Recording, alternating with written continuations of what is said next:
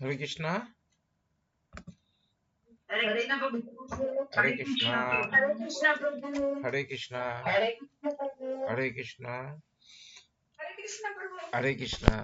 আমরা ভগবানের নাম দিয়ে আবার শুরু করি যে ক্লাস। ওম অজ্ঞান हरे कृष्णा তিমিরা प्रभु। হরে কৃষ্ণ। हरे कृष्णा प्रभु जी। হরে কৃষ্ণ। এটা চালিয়ে দাও তো। ওম অজ্ঞান তিমিরন্দস্য জ্ঞানাঞ্জন শলাকয়া চক্ষুरुन्मिलितं येन तस्मै श्री गुरुवे नमः।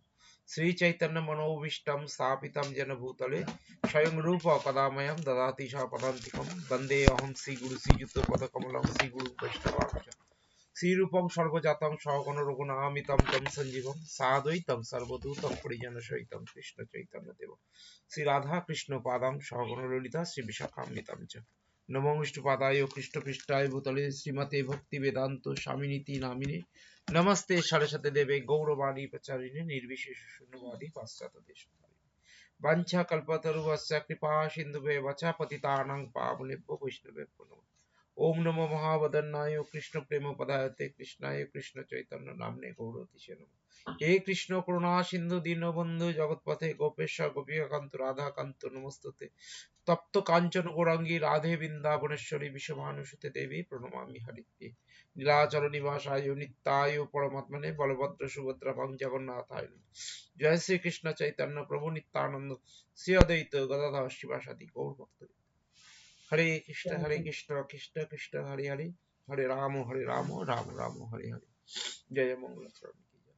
ओम नमो भगवते वासुदेवाय ओम नमो भगवते वासुदेवाय ओम नमो भगवते वासुदेवाय नारायण नमस्कृतं नरं चैव नरोत्तमं देवी सरस्वतीं व्यासं ततो जयामुदीरते नष्टप्रायेषु अभद्रेषु नित्यं भगवत् सेवया भगवती उत्तमश्लोके भक्तिर्भवति नष्टके मुखं करोति वाचलं पङ्गुलं जयति गिरिं यत्कृपातमहं वन्दे परमानन्द माधवं শ্রীগুরুতারিণাম শ্রী চৈতন্যেশ্বর। হরে কৃষ্ণ হরে কৃষ্ণ। আজকের এই ক্লাসে আপনাদের সবাইকে স্বাগতম জানাচ্ছি। লীলা পুরুষোত্তম শ্রীকৃষ্ণ যে ক্লাস হচ্ছে, আজকে কোন চ্যাপ্টার হবে? পঞ্চাশতম অধ্যায় শ্রীকৃষ্ণ দ্বারকাপুরী নির্মাণ করলেন। শ্রীকৃষ্ণ দ্বারকাপুরী নির্মাণ করলেন। হ্যাঁ, এসে গেছে না? দেখতে পাচ্ছেন? না প্রভু। আচ্ছা আচ্ছা ঠিক না আছে। প্রভু আচ্ছা এখনো আসেনি। আসবে, ঠিক আছে। শ্রীকৃষ্ণ দ্বারকাপুরী নির্মাণ। ঠিক আছে। আজকে কালকে আপনাদের হয়ে গেছে হচ্ছে মকর সংক্রান্তি ছিল। তা মকর সংক্রান্তিতে ভগবানকে কিছু দিয়েছিলেন, নিবেদন করেছিলেন আপনারা?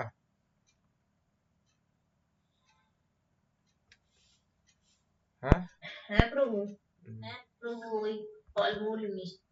ফলমূল মিষ্টি আমি তো দিতে প্রভু, আমি তো হসপিটালে ছিলাম কাল মাইকে নিয়ে, পারিনি দিতে। তা আজকে দিয়েছেন নাকি? না প্রভু, আজকে একটু দুপুরে ছুটি করিয়ে নিয়ে আসলাম।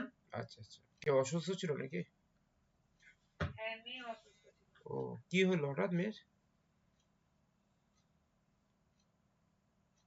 আচ্ছা, ঠিক আছে। আজ হঠাৎ করে আবার কি ঠান্ডাটা বাড়লো নাকি বলুন তো? হ্যাঁ প্রভু, ঠান্ডা একটু লাগছে। হ্যাঁ, মানে মানে মাঝে মাঝে ঠান্ডাটা যাওয়ার আগে মনে হয় একবার ঠান্ডা করিয়ে দিয়ে যাবে। যাই হোক, আমরা আগে সব সব ক্লাসে যেটা ছিলাম সেটা হচ্ছে কি ধৃতরাষ্ট্র দুর্মতি। হ্যাঁ, দুর্মতি ধৃতরাষ্ট্র যেটা, সেটা হচ্ছে ভগবান শ্রীকৃষ্ণ কাকে পাঠিয়েছিল হস্তিনাপুরে? অক্রুরকে পাঠিয়েছিল যে পাণ্ডবদের খোঁজ খবর নিয়ে এলো, এবং অক্রুর কি করেছিল, ধৃতরাষ্ট্রকে কিছু উপদেশ দিয়েছিলেন, কিন্তু ধৃতরাষ্ট্র সেই উপদেশগুলো গ্রহণ করতে পারেননি। হ্যাঁ, আর গ্রহণ করতে না পারার জন্য কি হলো, পরবর্তী যে যুদ্ধ হলো সেটা কিন্তু পরবর্তী সময় যুদ্ধ হলো। তা আজকে যেটা আমরা শুরু করছি সেটা হচ্ছে শ্রীকৃষ্ণ দ্বারকাপুরী নির্মাণ করলেন। তা আজকেও ঠিক আগের দিনের মতো আমরা সবাই কিছুটা কিছু করে পড়বো, যাতে আমাদের সবাই শুনতে সুযোগ পায়। তা আজকে কে শুরু করবে? আমি পড়বো প্রভু। হ্যাঁ, পড়ুন মাতাজি।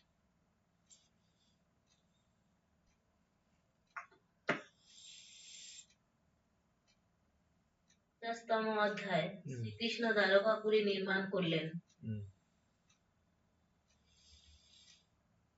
কংসের মৃত্যুর পর হুম, দুই পত্নী গতিহীন হয়েছিল। হুম, বৈদিক সভ্যতা অনুযায়ী স্ত্রীলোক কখনো স্বাধীন নয়। হুম, স্ত্রীলোকের জীবনে তিনটি সোপান: হুম। শৈশবে পিতার আশ্রয়ে, যৌবনে যুবক স্বামীর আশ্রয়ে এবং স্বামীর মৃত্যুর ঘটলে প্রাপ্তবয়স্ক সন্তানের অধীনে জীবনযাপন করা উচিত। আর তার কোনো প্রাপ্তবয়স্ক সন্তান না থাকলে কারো তাকে সাউন্ড অন থাকলে পিতৃগৃহে অফ করে ফিরে দিন। যেতে হবে। কার সাউন্ড অন হয়ে আছে?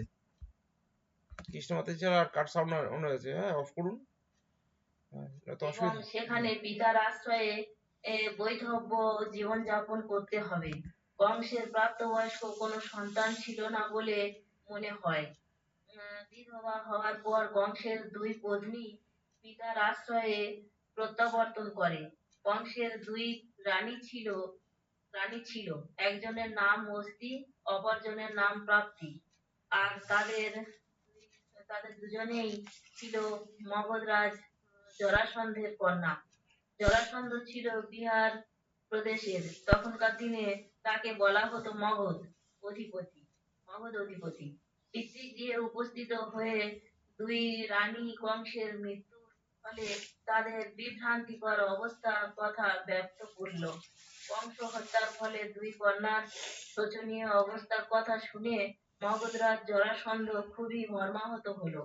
কংসের মৃত্যু সংবাদ যখন তাকে জানানো হলো, সেই জায়গাতেই জরাসন্ধ প্রতিজ্ঞা করলো সে এই জগৎ থেকে যদুকুলকে নিশ্চিহ্ন করবে। শ্রীকৃষ্ণ যেহেতু বংশ বধ করেছে, সেহেতু সমগ্র যদু বংশকেও নিঃশেষ করা হবে বলে তখন জরাসন্ধ সিদ্ধান্ত করলো। তাই এইটুকুনি থাক। কি দেখালো যে কৃষ্ণের কংসের হচ্ছে দুটো স্ত্রী ছিল। দুটো স্ত্রীর নাম কি? একটা হচ্ছে অস্তি, একটা হচ্ছে প্রাপ্তি। হুম। জরাসন্ধের দুটো কংসের দুই স্ত্রীর নাম হচ্ছে, একটা হচ্ছে অস্তি, একটা হচ্ছে প্রাপ্তি। আর প্রাপ্তি। প্রাপ্তি। এরা দুজনই হচ্ছে জরাসন্ধ নামে একজনের কন্যা ছিলেন।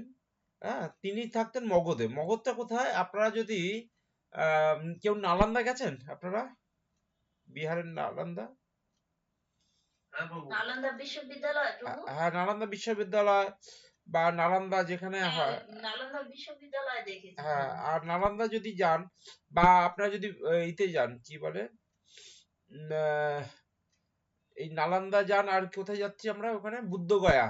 হ্যাঁ, নালন্দা যদি ঘুরতে যান, হ্যাঁ, তখন দেখবেন ওইখানে, হ্যাঁ, বুদ্ধগয়াও দেখেছি হ্যাঁ প্রভু। হ্যাঁ, ওইখানে হচ্ছে কিন্তু এই জরাসন্ধের কিন্তু আহ, আহ, থাকার জায়গা ছিলেন। হ্যাঁ, এবং জরাসন্ধে এখনো পর্যন্ত দেখবেন যেখানে ভীমের সাথে জরাসন্ধের যে লড়াই করেছিল, হ্যাঁ, জরাসন্ধের যেখান থেকে রথ যেত, হ্যাঁ, সেই জায়গাগুলো কিন্তু এখনো আছে। তা আপনারা কারা কারা গেছেন?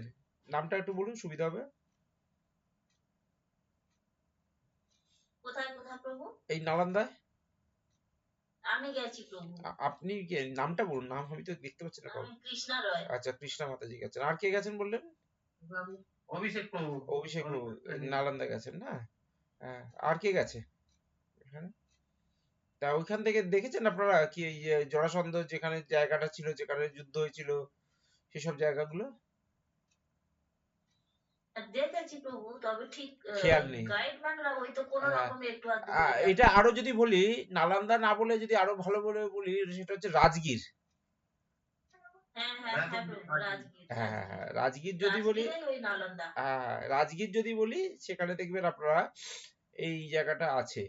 হ্যাঁ, এবং আপনারা যদি যান দেখতে পাবেন। তা এখানে এবার যেটা আমরা আসছি সেটা হচ্ছে কি দাঁড়াচ্ছে, যে এই বিহারের তাহলে এটা হচ্ছে কি, যদি আপনি যদি ম্যাপ বোঝেন তাহলে চিন্তা করে দেখুন, ভগবান ছিলেন হচ্ছে মথুরা, অংশ ছিল হচ্ছে মথুরা, হ্যাঁ, আর হচ্ছে এরা হচ্ছে বিহার, হ্যাঁ, পাশের স্টেট।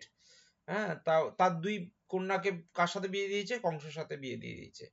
এবং কংসের মৃত্যুর পরে ন্যাচারালি কি হয়, এখানে দেখুন তিনটে কথা বলা হচ্ছে যে স্ত্রীলোকেরা তিনজনের কাছে থাকে। হ্যাঁ, একটা হচ্ছে ছোটবেলায় যারা থাকে, বাচ্চা যদি থাকে তখন হচ্ছে পিতার আশ্রয় থাকে, আর যখন বয়স হয়ে যায় তখন হচ্ছে স্বামীর আশ্রয় যায়, এবং যখন আরো বয়স্ক হয়ে যায়, যখন স্ত্রী, তখন হচ্ছে যারা বড় ছেলে মেয়ে হয়ে যায় তাদের আন্ডারে থাকে। তাহলে এখান থেকে অনেক সময় প্রশ্ন থাকে যে স্ত্রীরা কি সবসময় কারো না কারো আন্ডারে থাকতে হবে? শাস্ত্রে সেইভাবেই বলা আছে কেন আন্ডারে থাকতে হবে। অনেক সময় এখন তো দেখুন যুগ যা আছে, নারী স্বাধীনতার যুগ বলা হচ্ছে। হ্যাঁ, তা এই তথাকথিত নারী স্বাধীনতা মানে হচ্ছে কিন্তু কারোর আন্ডারে থাকলে কিন্তু খারাপ নয়। যেমন প্রভুপাদ উদাহরণ দিচ্ছে নারীদের একটা সোনার আংটির মতন। যেমন সোনার আংটি খুব মূল্যবান, খুব দামি, তাকে খুব সযত্নে রাখতে হয়। হ্যাঁ, যেমন খুব সযত্নে রাখতে হয়, ঠিক একইভাবে স্ত্রীলোককেও কারোর না কারোর একটা আন্ডারে থাকলে ভালো। হ্যাঁ, এ নিয়ে বিতর্ক হতে পারে, পরে অনেক সময় আমরা আলোচনা করব। তা সেই অবস্থায় সে বোঝা যাচ্ছে যে হয়তো তার কোনো সন্তান ছিল না, ফলে কি হচ্ছে সে আবার পিতৃগৃহে চলে আসে। হ্যাঁ, পিতৃগৃহে আসার পর নরচালি তার বাবাকে বলে, জরাসন্ধকে বলছে এই হচ্ছে। তখন জরাসন্ধ ঠিক করে যে তার জামাইকে যে মেরেছে সেই কৃষ্ণকে শুধু হত্যা করবে না, তার যে বংশ সেই যদুকুল, সেই যদুকুলকেও সে নিশ্চিহ্ন করবে। এটা প্রতিজ্ঞা কে নেয়? জরাসন্ধ। হ্যাঁ, তো এবার আমরা পরেরটা যাচ্ছি, মাতাজি পড়ুন।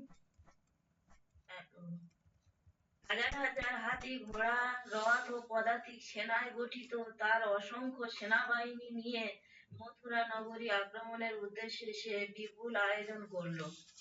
কংসবধের প্রতিশোধ নেওয়ার জন্য জরাসন্ধ এইরকম 13টি সেনাবাহিনী প্রস্তুত করলো। মথুরা নগরীকে বেষ্টন করে সমস্ত সামরিক বল নিয়ে সে যাদব রাজধানী আক্রমণ করলো। শ্রীকৃষ্ণ, যিনি এক অসাধারণ সাধারণ মানুষ রূপে আবির্ভূত হয়েছিলেন, তিনি লক্ষ্য করলেন জরাসন্ধের সেই অপরিমেয় সৈন্যবল ছিল মুহূর্তের মধ্যে উপকূল প্লাবনকারী সমুদ্রেরই মতো। শ্রীকৃষ্ণ আরো অনুভব করলেন যে মথুরাবাসীরা ভীত সন্ত্রস্ত হয়ে উঠেছে। অবতার রূপে তার উদ্দেশ্য সাধনের সেই পরিস্থিতি এবং তার সামনে যে অবস্থার উদ্ভব হয়েছে তার মোকাবিলার জন্য তিনি মনে মনে মনে ভাবতে শুরু করলেন, সমগ্র জগতের জনগণের গুরু ভার লাঘব করাই ছিল তার উদ্দেশ্য ও লক্ষ্য। এই জন্যই তিনি এই রকম বিশাল সেনাবাহিনী, হাতি ও ঘোড়ার সম্মুখীন হওয়ার সুযোগ গ্রহণ করেছিলেন। জরাসন্ধের সমার শক্তি তার সামনেই এসে হাজির হয়েছিল এবং শ্রীকৃষ্ণ জরাসন্ধের সেই সমগ্র সেনাবাহিনীকে বিধ্বস্ত করে মনস্থ করলেন যাতে তারা ফিরে গিয়ে আবার তাদের সামরিক শক্তি পুনরুজ্জীবিত করতে পারে না, আচ্ছা, এখানে করতে না পারে। এখানে দেখা যাচ্ছে যে ভগবান শ্রীকৃষ্ণ কি করলেন, যে দেখতে যাচ্ছে বিশাল জরাসন্ধ বিশাল সৈন্য নিয়ে আক্রমণ করে দিচ্ছে মথুরাতে, এবং সেখানে কৃষ্ণ আছে, বলরাম আছেন, এবং যথারীতি কৃষ্ণ এবং বলরাম কি করলেন, সেই যে বিশাল সৈন্য আছে সেই হাতি ঘোড়া সমস্ত গুলোকে তাদেরকে পরাজিত করলেন, এবং সবাইকে পরাজিত করার পর জরাসন্ধকে ছেড়ে দিলেন। জরাসন্ধকে ছেড়ে দিলেন। হ্যাঁ, এবং আবার তিনি কি হচ্ছে ফিরে গেলেন, জরাসন্ধ তার যে জায়গায় তিনি ফিরে গেলেন। পরবর্তী সময় এইভাবে আবার বারে বারে কিন্তু আক্রমণ করেছেন। আমরা সেগুলো আসবো, কেন ছেড়ে দিচ্ছেন, হ্যাঁ, সে ঘটনা আমরা আসবো। তারপর মাতাজি বলুন। প্রভু শ্রীকৃষ্ণ যখন এই রকম চিন্তা করেছিলেন তখন চালাক অস্ত্র-শস্ত্র পতাকা ও অন্যান্য পরগণে সজ্জিত দুটি রথ অন্তরিক্ষ থেকে ভগবানের সামনে এসে উপস্থিত হলো। দুটি রথ তার সামনে উপস্থিত দেখে শ্রীকৃষ্ণ তখনই তার সহযোগী অগ্রজ, তিনি শঙ্কর্ষণ নামেও পরিচিত, সেই শ্রী বলরামকে উদ্দেশ্য করে বললেন, হে প্রিয় অগ্রজ, আপনি আর্য শ্রেষ্ঠ, আপনি জগৎপতি এবং আপনি বিশেষভাবে যদুকুলের রক্ষক। জরাসন্ধের সেনাবাহিনীর সামনে যাদবরা অত্যন্ত বিপন্ন ও তারা অতীব বিষণ্ণ বোধ করছে। যদুকুল রক্ষার উদ্দেশ্যে সমরাস্ত্রে পরিপূর্ণ আপনার রথ উপস্থিত। আমি আপনাকে অনুরোধ করি আপনি এই রথে আরোহণ করে শত্রুদের সমগ্র সামরিক শক্তির এই সব সেনানীকে বধ করুন। অপ্রয়োজনীয় ও আসরিক শক্তি বিনাশ সাধন করে পুণ্যাত্মা ভগবত ভক্তদের রক্ষার উদ্দেশ্যে আমরা দুজন এই জগতে অবতরণ করেছি। এখন আমাদের সেই উদ্দেশ্য সাধন করবার এই হচ্ছে সুযোগ। আসুন আমাদের সেই উদ্দেশ্য সাধন করি। এইভাবে গদহরাজ দশারহের বংশধর রূপে শ্রীকৃষ্ণ ও শ্রী বলরাম জরাসন্ধের 13টি সেনাব্যূহকে বিধ্বস্ত করতে মনস্থ করলেন। তাই এইভাবে জরাসন্ধ যে 13টা সেনাব্যূহ আক্রমণ করেছিল, কৃষ্ণ এবং বলরাম, বলরামকে এখানে সংকর্ষণ বলা হয়েছে, হ্যাঁ, তারা কি করলেন, যে ঠিক করলেন যে এদের এবার উপযুক্ত শাস্তি দেওয়ার সময় এসে গেছে এবং ভগবান এই জগতে আসার যে অন্যতম কারণ যে বিনাশায় দুষ্কৃতা, সেটাও যাতে এবার করা সম্ভব হয় এবং সেটা করলেন। তারপর বললেন একটি ক্ষুদ্র সেনাবাহিনী নিয়ে চালক দারুকের রথে শ্রীকৃষ্ণ আরোহণ করলেন এবং শঙ্খধ্বনি করে তিনি মথুরা নগরী থেকে বেরিয়ে এলেন। আশ্চর্যের বিষয় এই যে বিপক্ষ দল বিপুল সামরিক শক্তিতে সজ্জিত হলেও শ্রীকৃষ্ণের শঙ্খনাদ শোনা মাত্র তাদের বুক কেঁপে উঠল। আত্মীয় সম্পর্কে কৃষ্ণ ও বলরাম তার পৌত্র হওয়ায় তাদের দেখা মাত্র জরাসন্ধের হৃদয়ে একটু করুণার সঞ্চার হলো। সে বিশেষভাবে শ্রীকৃষ্ণকে মানব কুলের মধ্যে সবচেয়ে অধম অর্থাৎ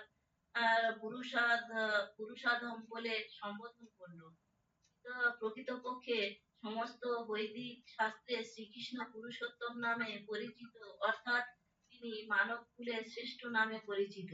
শ্রীকৃষ্ণকে পুরুষোত্তম সম্বোধনে জরাসন্ধের কেবলমাত্র ইচ্ছা ছিল না, লেশমাত্র ইচ্ছা ছিল না। তিনি পুরুষাধম শব্দের প্রকৃত অর্থ নির্ণয় করে শ্রেষ্ঠ শাস্ত্রবিদরা বলেছেন, যিনি সকল পুরুষকেই অধোগামী করেন। বস্তুত কেউই পরমেশ্বর ভগবানের সমকক্ষ বা তার চেয়ে শ্রেষ্ঠ হতে পারে না। ভগবান কি করলেন, তার যে ভগবানের যে রথ আছে চালায়, তাকে বলা হয়, তার নাম হচ্ছে দারুক। এবং ভগবানের যে শঙ্খ বাজান, ভগবানের শঙ্খের নাম কি বলতে পারবেন কেউ? ভগবত গীতাতে লেখাও আছে পঞ্চজন্য শঙ্খ। হ্যাঁ, এবং যখন সেই পঞ্চজন্য শঙ্খ বাজালেন, সমস্ত লোকেদের হচ্ছে হৃদয় হচ্ছে কেঁপে উঠলেন। এবং ভগবান হচ্ছে পুরুষোত্তম, কিন্তু এখানে পুরুষাধম বলা হলো। হ্যাঁ, কে বলছে? জরাসন্ধ বলছে। তা এই বছর, এই আপনাদের 2026 সালে আপনারা জানেন যে একটা এক্সট্রা মাস থাকে, যেটাকে অনেক সময় বলা হয়, আমরা তথাকথিত বলি পুরুষোত্তম মাস। হ্যাঁ, বৈষ্ণবরা বলে যেটাকে পুরুষোত্তম মাস। এই এক্সট্রা মাসকে কিন্তু জড়জাগতিক লোকেরা সেটাকে বলা হয় মল মাস। জানেন তো আপনারা? তা এবছর অধিক মাস যেটা আছে, হ্যাঁ, তা এটা আমরা পরে আসবো, অধিক মাস কাকে বলে, কেন, কিভাবে এটা হয়, তৈরি হয়, সেটা আমরা বলবো। তা এবছর হচ্ছে 17ই মে। হ্যাঁ, 17ই মে রবিবার থেকে 15ই জুন পর্যন্ত হচ্ছে অধিক মাস। হ্যাঁ, 17ই মে থেকে 15ই জুন। তা এই মাসে হচ্ছে, যেমন আপনারা দামোদর মাসে ভগবানকে দীপ প্রদান করেন, এই বছরও এই মাসে ভগবানকে দীপ প্রদান করবেন। এই সময় আপনারা চৌরাকাষ্টকম করতে পারেন এবং যুগল অষ্টকম, যেটা আমরা ক্লাসের শুরুতে করছিলাম, যুগল অষ্টকম, সেই যুগল অষ্টকম করতে পারেন, অথবা আপনারা চৌরাকাষ্টকম করতে পারেন। প্রতিদিন ভগবানকে দীপ দেবেন এবং যেমন বলা হয় তুলসী কাঠে যদি দীপ দিতে পারেন, সেটা আরো মঙ্গল, আরো ভালো। অর্থাৎ কি, এবছর আমরা যেমন সেপ্টেম্বর অক্টোবর মাসে, দামোদর মাসে তো দেবই, প্লাস হচ্ছে মে থেকে জুন মাস পর্যন্ত কিন্তু আমরা এই যে এক্সট্রা যে মাস আছে পুরুষোত্তম মাস, সেখানেও কিন্তু আমরা দীপদান করব। তা এই অবস্থায় আবার আমরা পড়াতে আসছি। তা এখানে কি বললেন, যাকে হচ্ছে পুরুষাধম বললেন জরাসন্ধ। তারপর কি বলছেন? জরাসন্ধ বললেন, আচ্ছা এবার অন্য কেউ পড়ুন, অন্য আসুন কেউ। আমি পড়ি প্রভু। হ্যাঁ, বলুন মাতাজি। জরাসন্ধ বলল, কৃষ্ণ ও বলরামের মতো বালকের কান্তিকর ব্যাপার। শ্রীকৃষ্ণ কংসকে হত্যা করায় জরাসন্ধ তাকে বিশেষভাবে স্বজনঘাতী বলে সম্বোধন করেন। কিন্তু কংস তার কত ভাগ্নিহকে বধ করেছিল, জরাসন্ধের সেদিকে কোনো দৃষ্টি ছিল না। অথচ যেহেতু শ্রীকৃষ্ণ তার মাতুল কংসকে বধ করেছে, তাই জরাসন্ধ শ্রীকৃষ্ণের নিন্দা করেছিল। এইভাবেই অসুরেরা আচরণ করে। অসুরেরা নিজের দোষ ত্রুটি দেখে না, কিন্তু তাদের বন্ধুদের দোষী দেখার চেষ্টা করে। এই বলেও জরাসন্ধ শ্রীকৃষ্ণের নিন্দা করছিল যে তিনি ক্ষত্রিয়ই নন, তিনি নাকি বৈশ্য, কারণ মহারাজ নন্দ তাকে পালন করেছিলেন। বৈশ্যদের সাধারণত গুপ্ত বলা হয়, আর এই গুপ্ত শব্দে লুকানো লুকানোও বোঝায়। এই অর্থে শ্রীকৃষ্ণ লুকানো ছিলেন ও মহারাজ নন্দ দ্বারা প্রতিপালিত হয়েছিলেন।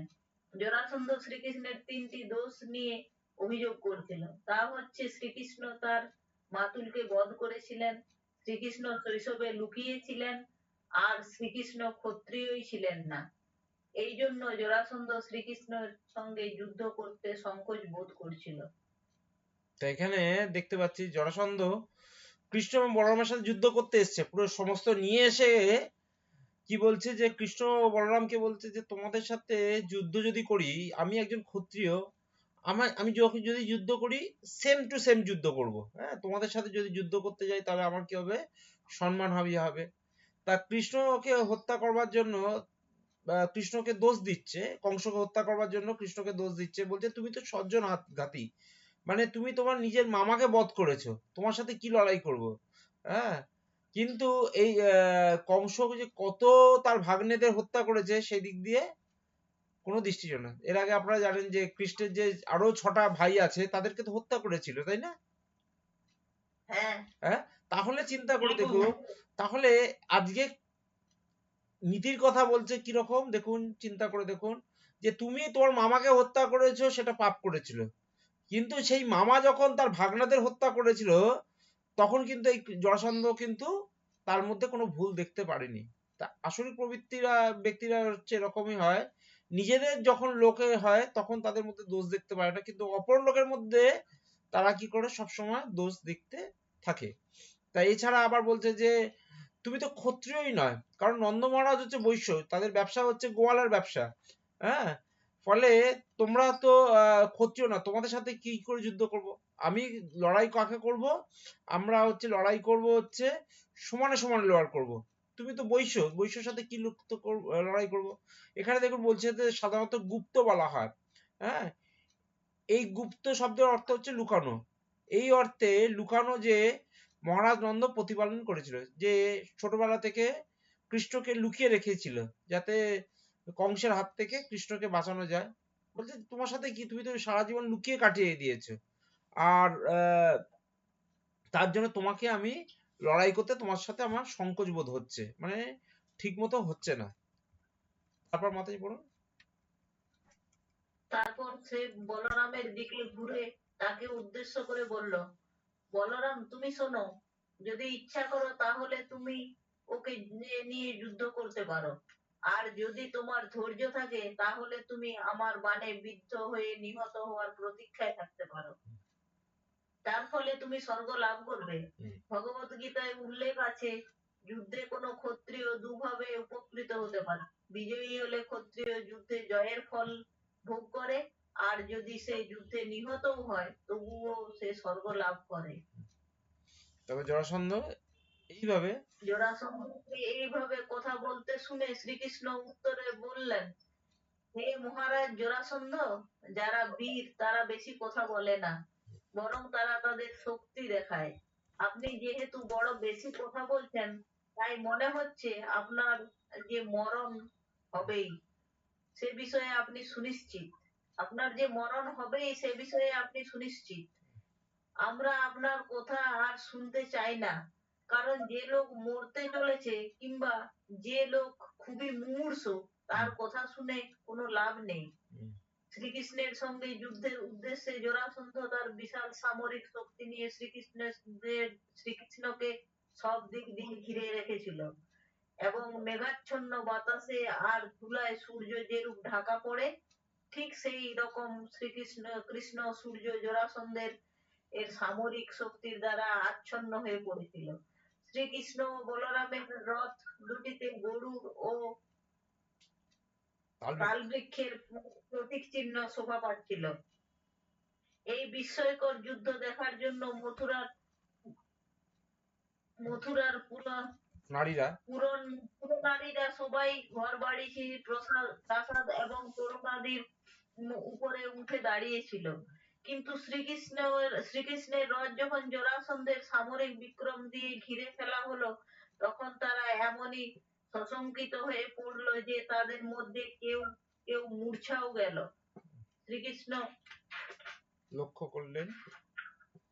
লক্ষ্য করলেন তিনি নিজে জরাসন্ধের সমর শক্তির মধ্যে সমাবৃত হয়ে পড়েছেন এবং তার স্বল্প সংখ্যক সেনানী তাদের হাতে নিগৃহীত হচ্ছে।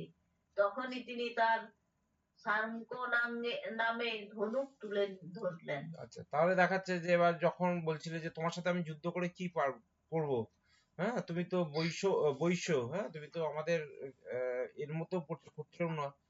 তখন ভগবান শ্রীকৃষ্ণ জরাসন্ধকে বললেন যে এত কথা বলার দরকার নেই, তুমি যুদ্ধ করতে এসছো, যুদ্ধ করে চলে যাও, হ্যাঁ এবং তুমি জেনে রাখো তোমার তো মৃত্যু সামনেই। হ্যাঁ, এদিকে কিন্তু কৃষ্ণ এবং বলরাম যখন আছে তাকে কিন্তু জরাসন্ধ বিশাল সৈন্যবাহিনী কিন্তু ঘিরে নিয়েছে, চার ধার দিয়ে ঘিরে নিয়েছে এবং মথুরাতে যারা পুরনারীরা আছে তারা সব বড় বড় ছাদের উপর উঠেছে, তারাও দেখতে চাইছে যে কি হচ্ছে, কিন্তু তারাও ভয় পেয়ে যাচ্ছে। কারণ কি, এত বড় সৈন্যর সাথে কৃষ্ণ বলরাম কি করে পারবে? মাতাজি তারপর বলুন। তৃণ থেকে তিনি বাণ নিতে শুরু করলেন এবং একের পর এক ধনুকে যোজনা করে শত্রুকে লক্ষ্য করে বাণগুলি নিক্ষেপ করতে লাগলেন। তার লক্ষ্য ছিল এতই অব্যর্থ যে জরাসন্ধের অশ্ব, হাতি ও পদাতিক সেনারা অচিরেই সব নিহত হলো। এক দাবানল ঘূর্ণির মতো শ্রীকৃষ্ণের নিক্ষিপ্ত বাণগুলি জরাসন্ধের সমগ্র সামরিক শক্তিকেই বিধ্বস্ত করে ফেললো। শ্রীকৃষ্ণ বাণ নিক্ষেপ করতে থাকলে ক্রমে সব হাতিগুলির মাথা কেটে পড়তে লাগলো। সেইভাবে সব ঘোড়াগুলিরও পতন হলো এবং পতাকা সমেত সব রথগুলিও, রথী ও সারথীরাও ধরাশায়ী হলো। পদাতিক সৈন্যদের প্রায় সকলেরই মাথা, হাত, পা কাটা গিয়ে রণক্ষেত্রে পড়ে রইল। এইভাবে হাজার হাজার হাতি ঘোড়া নিহত হলো এবং তাদের দেহের রক্ত নদীর মতো বয়ে যাচ্ছিল। সেই রক্তস্রোতে সেনানীদের কাটা হাতগুলি সাপের মতন মনে হচ্ছিল, মাথা কাটা ভাসছিল কচ্ছপের মতো, আর মোরা হাতিগুলোকে এক একটা ছোটখাটো দ্বীপের মতোই দেখাচ্ছিল। মৃত ঘোড়াগুলিকে হাঙ্গরের মতো দেখাচ্ছিল। পরমেশ্বরের ইচ্ছা অনুসারে সেই মহারক্ত নদীতে এমনি কত কিছু যে ভেসে যাচ্ছিল,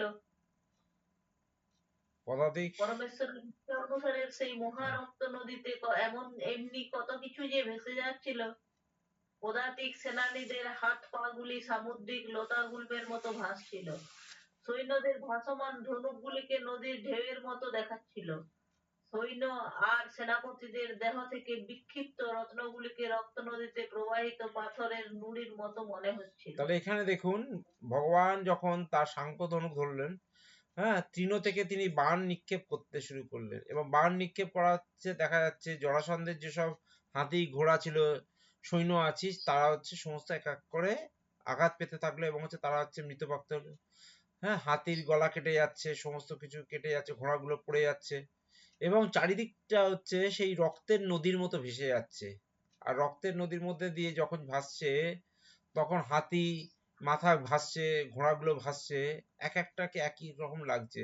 হ্যাঁ, যেমন লোকের হাতগুলো যখন মনে হচ্ছে যেন সাপ যেমন ভেসে যায়, সেরকম যেন সাপের মতো ভাসছে।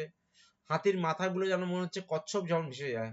হ্যাঁ, মরা হাতিগুলোকে মনে হচ্ছে একটা ছোট দ্বীপের মতো, উঁচু উঁচু ঢিবির মতো ভেসে যাচ্ছে। আর ঘোড়াগুলোকে যেন মনে হচ্ছে হাঙরের মতো ভেসে যাচ্ছে। তো এই অবস্থায় হচ্ছে দেখা যাচ্ছে একটা নদী ভেসে আছে, কিন্তু সেই নদীটা কিসের নদী? রক্তের নদী। এবার কে পড়বে আসুন, এবার কে পড়বে? বলরাম, কে পড়বে এবার বলুন? প্রভু আমি পড়বো? হ্যাঁ পড়ুন। প্রভু এই পিডিএফ থেকে পড়ছি, আমি আস্তে আস্তে তুলে দেবেন। হ্যাঁ হ্যাঁ। আমার তো বই নেই। আচ্ছা, বলরাম, যিনি সংকর্ষণ নামেও পরিচিত, তিনি তার গদা নিয়ে এমন বীর বিক্রমে যুদ্ধ শুরু করলেন যে শ্রীকৃষ্ণ পূর্বে যে রক্তনদী সৃষ্টি করেছিলেন তা এবার প্লাবিত হলো। এই বীভৎস ভয়ঙ্কর দৃশ্য দেখে কাপুরুষরা ভয়ে বিহ্বল হলো, আর বীর যোদ্ধারা এই দুই ভাইয়ের প্রবল পরাক্রমের কথা নিয়ে মহানন্দে আলোচনা করতে লাগলো। যুদ্ধে জরাসন্ধ এক বিশাল সামরিক বাহিনী নিয়ে প্রস্তুত হলেও শ্রীকৃষ্ণ বলরামের বিরুদ্ধে সমগ্র রণাঙ্গন এক অভূতপূর্ব বীভৎস দৃশ্যে পরিণত হয়ে উঠেছিল। সাধারণ বুদ্ধির আহ, অবৃত অবৃত হলেও অবৃত অতীত হলেও যার ইচ্ছা সবকিছুই সম্ভব, সেই পরমেশ্বর ভগবানের লীলাবিলাস রূপে এই সব কার্যকলাপগুলি মেনে নিলে দাঁড়ান, মেনে নিলে এটা এতটা হলো, এবার ডান দিকটা পড়ুন। হ্যাঁ, এগুলি অচিন্ত, ডান দিকের পাতাটা, ওটা নিচে। এবার ডান দিকেরটা পড়তে হবে আপনার, হ্যাঁ, এই জায়গাটা। হ্যাঁ, পেয়েছি। এগুলির অচিন্ত তাৎপর্য হৃদয়ঙ্গম করা যায়। শুধু ইচ্ছা হওয়া মাত্র লীলা পুরুষোত্তম ভগবান জড় প্রকাশকে সৃষ্টি, লালন ও বিনাশ করতে পারেন। তার পক্ষে শত্রুর সঙ্গে যুদ্ধে এইরকম বিরাট বিধ্বংসী লীলা সম্পাদন করা আদৌ আশ্চর্যজনক নয়। তবু শ্রীকৃষ্ণ ও বলরাম সাধারণ মানুষের মতো জরাসন্ধের সঙ্গে যুদ্ধ করছিলেন, তাই এইসব কাজ অত অদ্ভুত বলে মনে হচ্ছিল। তাহলে এখানে দেখতে পাচ্ছি যে কৃষ্ণ বলরাম হচ্ছে খুব সাধারণভাবে যুদ্ধ করছে, যেন মনে হচ্ছে সাধারণ একজন ব্যক্তির সাথে যুদ্ধ করছে। যদি কৃষ্ণ বলরাম চোখের নিবিষে পর্যন্ত সবাইকে পরাজিত করতে হয়, তা সত্ত্বেও মনে হচ্ছে সাধারণ ব্যক্তির মতো যুদ্ধ করছে। এখানে কার সাথে যুদ্ধ হচ্ছে কৃষ্ণ বলরামের? জরাসন্ধের সাথে। জরাসন্ধের সাথে হচ্ছে, এবং জরাসন্ধ হচ্ছে কার শ্বশুর বললাম? কংসের শ্বশুর। কংসের শ্বশুরের সাথে। এইবার এখান থেকে পড়ুন, জরাসন্ধের সব সেনাই নিহত হয়েছিল। জরাসন্ধের সব সেনাই নিহত হয়েছিল, একমাত্র জরাসন্ধই জীবিত ছিল। এই অবস্থায় স্বভাবতই সে অত্যন্ত বিষাদগ্রস্ত হয়ে পড়েছিল। বলরাম অচিরেই জরাসন্ধকে বন্দী করলেন, ঠিক যেমন ভাবে প্রচন্ড বিক্রমে কোন সিংহ আর একটি সিংহকে বন্দী করে। জরাসন্ধকে বরুণ পাশ ছাড়াও বলদেব যখন সাধারণ রজ্জু দিয়ে বন্ধন করতে যাচ্ছিলেন, তখন এক বৃহৎ ভবিষ্যৎ পরিকল্পনার কথা চিন্তা করে শ্রীকৃষ্ণ তাকে বন্ধন করতে নিষেধ করলেন। শ্রীকৃষ্ণ তখন জরাসন্ধকে মুক্ত করে দিলেন। পরাক্রমশালী বীর যোদ্ধা জরাসন্ধ এর ফলে খুবই লজ্জিত হলো, এবং সে মনে মনে স্থির করলো সে আর রাজকীয় জীবনযাপন করবেন না। পক্ষান্তরে রাজকীয় পদ ত্যাগ করে বনে গিয়ে কৃচ্ছ সাধন ও কঠোর তপস্যার মাধ্যমে ধ্যান অনুশীলন করবে। দেখুন, এখানে বলছে জরাসন্ধকে পরাজিত করলেন, সমস্ত যারা সৈন্য আছে তারা নিহত হলো, একমাত্র জীবিত কে ছিল? জরাসন্ধ ছিল। হ্যাঁ, এবং জরাসন্ধকে যখন বলরাম বন্দি করবার চেষ্টা করছে, ভগবান শ্রীকৃষ্ণ কি বললেন যে ওকে আর বন্দি করো না, ওকে ছেড়ে দাও। হ্যাঁ, এবার সেই যখন ছেড়ে দিল, অ্যাজ এ ক্ষত্রিয়র কাছে কি বলেছে, ক্ষত্রিয়দের কাছে কোনটা, যদি মৃত্যুও হয় তাহলেও স্বর্গপ্রাপ্তি হয়, কিন্তু এখানে মৃত্যুও হলো না, আবার পরাজিত হলো। হ্যাঁ, কার আপনার হচ্ছে জরাসন্ধের, তাকে ছেড়ে দিল। হ্যাঁ, তখন সেটা একটা কি হচ্ছে, তার কাছে একটা প্রেস্টিজের ইস্যু হলো, এবং সে বলল আমি আর রাজকীয় পদ গ্রহণ করব না, আমি কঠোর তপস্যা করে ধ্যানে থাকবো। তা এইবারে হচ্ছে আবার আমরা দেখব যে কেন এটা ভগবান ছাড়লো, সেটা আপনাদের থেকে জিজ্ঞেস করব, পরে আপনারা উত্তরগুলো চেষ্টা করবেন দেওয়ার। এবার বলুন মাতাজি। প্রাসাদে প্রত্যাবর্তনের সময় অন্যান্য বন্ধু রাজন্যবর্গ তাকে পরামর্শ দিল যাতে সে রাজপথ থেকে অবসর গ্রহণ না করে, বরং অদূর ভবিষ্যতে শ্রীকৃষ্ণের সঙ্গে সংগ্রামের উদ্দেশ্যে আবার যেন রণবল সংগ্রহ করে। নৃপতি তুল্য বন্ধুরা জরাসন্ধকে বুঝিয়ে বলল যে সাধারণভাবে যাদব সেনার দ্বারা তার পরাজয় সম্ভব নয়, কিন্তু দুর্ভাগ্যই তার এই পরাজয়ের কারণ। সেই রাজন্যবর্গ সকলে তাকে নানাভাবে উৎসাহ দিল। তারা বলল, নিঃসন্দেহে জরাসন্ধ প্রবল পরাক্রমে যুদ্ধ করেছিল। পূর্বের ভুল ত্রুটি এই পরাজয়ের কারণ। তাই যুদ্ধে এই পরাজয়কে তার বিশেষ গুরুত্ব দেওয়া উচিত নয়। আর আর যাই হোক, তার যুদ্ধ ক্রিয়ার মধ্যে কোনো ত্রুটি ছিল না। তা এখানে বলছে দেখুন, এই ও বললো কৃচ্ছ সাধন কঠোর তপস্যা করবো, সমস্ত কিছু ত্যাগ করে, কিন্তু ওই থাকে না যে মানুষ যদি ধরুন কোনো কারণে সঠিক রাস্তায় যেতে চায়, আবার 5টা লোক তাকে হচ্ছে বেঠিক রাস্তায় নিয়ে আসে। হ্যাঁ, এরকম আপনারাও দেখতে পাবেন ভক্তি জীবনে। ধরুন একজন লোক হয়তো কেউ হয়তো একটু নেশা ভাঙ করতো হয়তো বা কিছু, এবং সে যখন সেই নেশা ভাঙ করে ছেড়ে যখন ভগবানের শরণাপন্ন হচ্ছে, হ্যাঁ, আবার তার যে লোকেরা আছে বলছে তুই আবার কোথায় যাচ্ছিস এসবের মধ্যে, আয় আয়, কারণ তার নেশার লোকের কমে যাবে। এরকম আপনারা দেখেছেন তাই না? হ্যাঁ প্রভু। তখন দেখবেন এরকম তাদের ডেকে নিয়ে চলে যায়। ঠিক একইভাবে এখানেও দেখছেন সে কঠোর তপস্যা করতে চাইছে, কৃচ্ছ সাধন করতে চাইছে, কিন্তু তার সেসব তথাকথিত বন্ধুরা, আমি আসবো দেখবেন, তথাকথিত বন্ধুরা কি করলো, বলছে যে তুমি তো ঠিকই লড়াই করছিলে, যাদবরাদের কাছে তুমি তো পরাজিত হয়নি, তুমি আবার নতুন করে সরকার সৈন্য তৈরি করো এবং আবার কৃষ্ণের সাথে লড়াই করো।